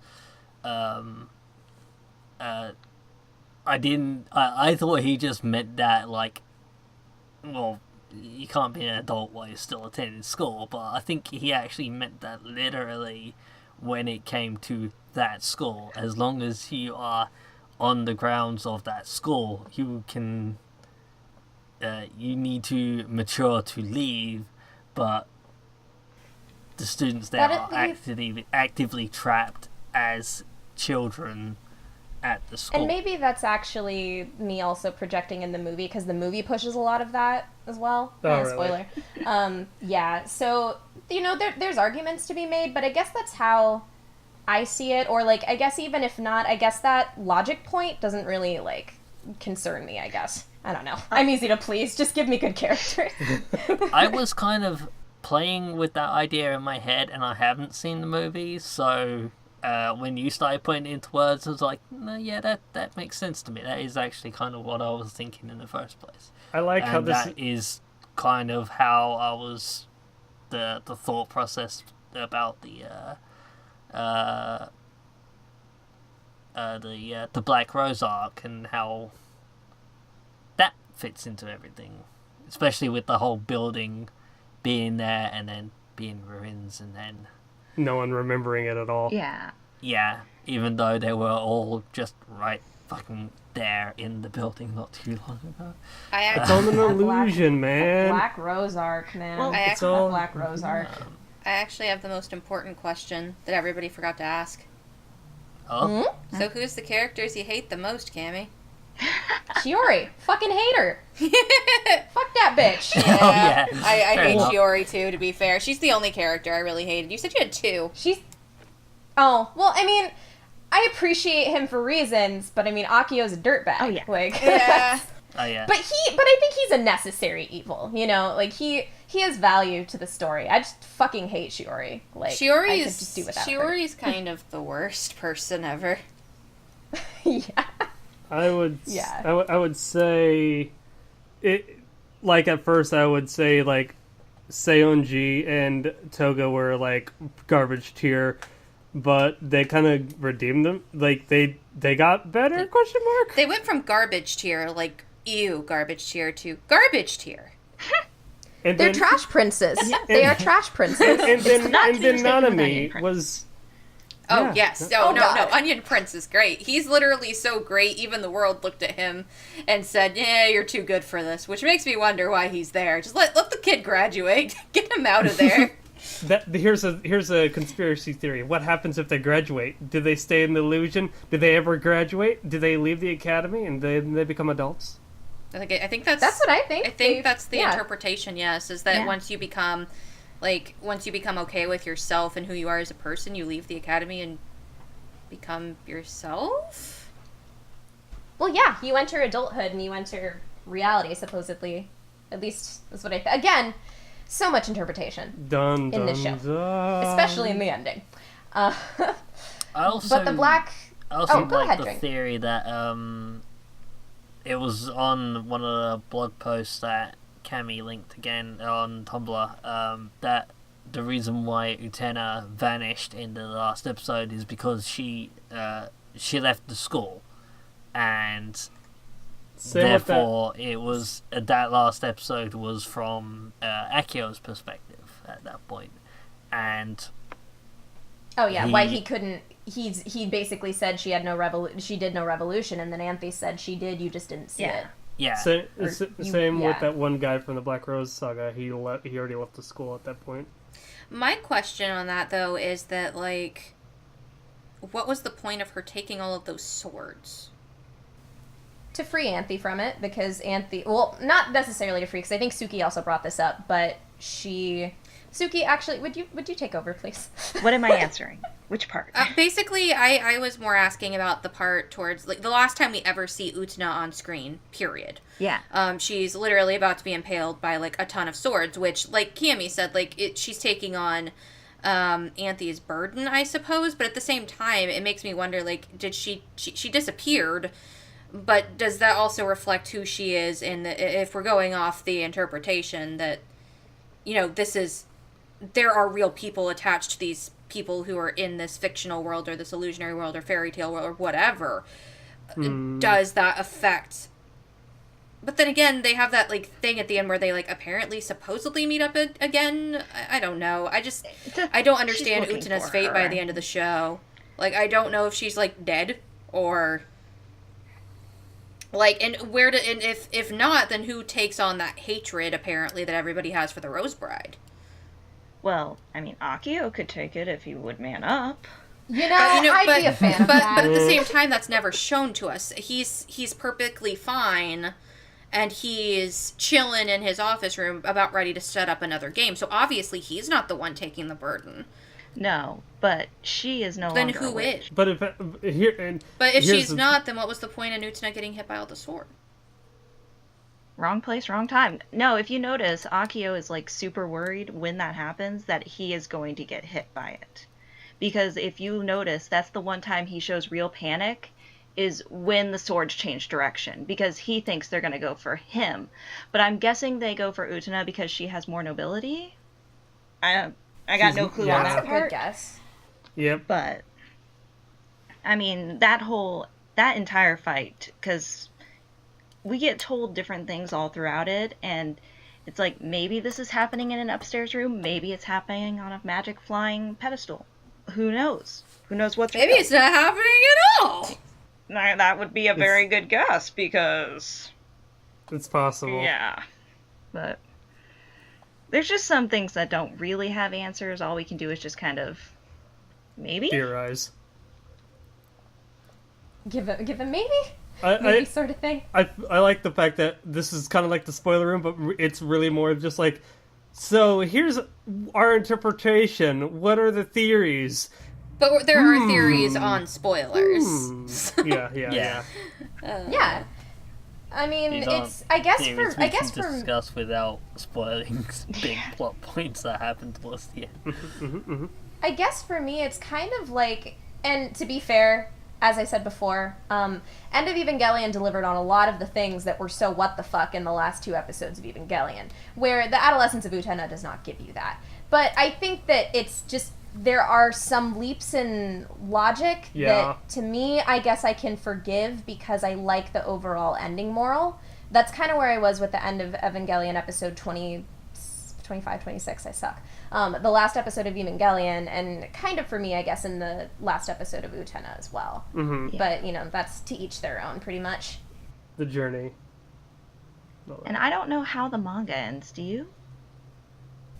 No, because I gave up after fucking disgusting chapter 5 where Miki kisses Utena in her sleep. That's a little weird, I'm not gonna lie to you. It was so started bad. it and just never finished it, even though it's only 5 volumes. How about this? I'll take one for the team. I'll go and read the Utena manga and let you know. Good luck. Please It just do. got a beautiful re-release. Apparently, I have a really good, like, tolerance for finishing things that make me nauseous. It's only 5 volumes. And the movie volume. Which is why I continuously watch School Days. School Days is great. Over What are you and talking over. about? I know it is, but it's great in the worst ways. And that's what I love about it. Nobody understands. Yeah, for what I understand from the from heard about the manga is that it's just completely separate from the anime. That it's they Looking it kind up of now. just started with the same plot points and characters, and the two different creators had as much free reign over what actually happens beyond that. So sort of like what happened, how My Hime was made. Going back to the discussions about Evangelion and those comparisons to Utena, I actually have a question for you all. Ooh, bring it. You know how there's the 1.1, 2.2 Evangelion movies that have been coming Rebuilds. out? The rebuilds. What would you feel if they decided to come out with a sort of rebuild of Utena? That's what I asked of Cam- movies. That's what I asked Cammy while we were watching the early 20 episodes. I'm like, what would you do if they re-released Utena, did a Brohood or a DBZ Kai edition? Yeah, and here was my answer. If it got the Sailor Moon crystal treatment, I wouldn't touch it with a 5-foot pole. But if it got like a Eva rebuilds treatment, I'd check it out. I really like that Utena stands as it is and as a classic and being in the 90s. I guess it's like a reboot isn't something that I would seek from Utena. Fair enough. Well, the thing about Utena, too, is that Ikuhara's directions have taken such a different turn, because I'm assuming he would still be attached to the project, that if you asked me that question after seeing Penguin Drum, I would have been 100% down. Yuri Kuma Arashi... but then we saw Yuri Kuma. I probably would... No. I might give it a chance, but... No. Yeah. I'm gonna watch Yuri Kuma Arashi. Just because I've heard both good and bad, and I want to see where I would sit. You've heard good? Yeah. Yeah. Which is it? There's I'll talk to you about this later, actually. Okay. Well, we can talk about this when the podcast... I think at this point we've all devolved from remembering that we're actually recording a podcast right now. So, that being said, do we have anything else we want to discuss in spoilers, or do we want to wrap this up? Real quick, can we talk about how phenomenal Wakaba's Black Rose Duelist episodes were? Those were Because great. Those were like my favorite. So good. Yeah. They were I fantastic. did. Oh yeah, I was gonna bring those ones up because I love the fact that Utena refused to use her own, use the Sword of Dios on her. To fight her? Yeah. Well, my favorite part about that's actually one of my favorite things in the entire series is the fact that at the end of the fight, after her rose gets slashed and Wakaba goes to fall, Utena doesn't let her fall. She refuses to let her fall. Yeah. It's just high quality right there. Oh, my heart. Yeah, I just can't. And you got, like, Wakaba's angry speech about, like, you look down on all of us who are ordinary, just hurt. Yes. And there were feels, and I was like, baby girl. And then at the end, when she returns to her empty bedroom and says, I'm home, like baby girl, she's phenomenal. And I like that we got 2 episodes for her as well. That was cool. It kind of makes you a good arc. hate Sanji a little more, too. Like, just a Yeah. pepper of hate. Just a bit. Yeah, what a dick. Ugh. I was kind of Alright. sad, though, that once Utena was gone, somebody else seemed to, like, take Wakaba's place for Wakaba. Like, Well, almost that's jump exactly out the window. Because she just... Nobody cared. Wakaba is best. I still stand by my spin-off of Revolutionary Girl Wakaba. Well, I mean, if anything, she's already got her Wakaba incarnate trying to push her out the window. Maybe she can revolutionize Akio's world. I don't know. Dude. Oh, man. Okay. She did seem to like that car date a lot. Right? She just knows how to have a good the time, only okay? other... Yeah. Girls just don't wanna have fun. Dude, I wanna make a Wakaba video with that song. Please! The world needs Wakaba videos. Exactly. Somebody's got to appreciate her. Girls just don't wanna have fun. Divorce into Black Rose Arc where she's sad. Anyway. But yes, I think that's actually a pretty good place to end off on, because or else we'll be talking for another 2 hours, unless anybody has last-minute things. Nope.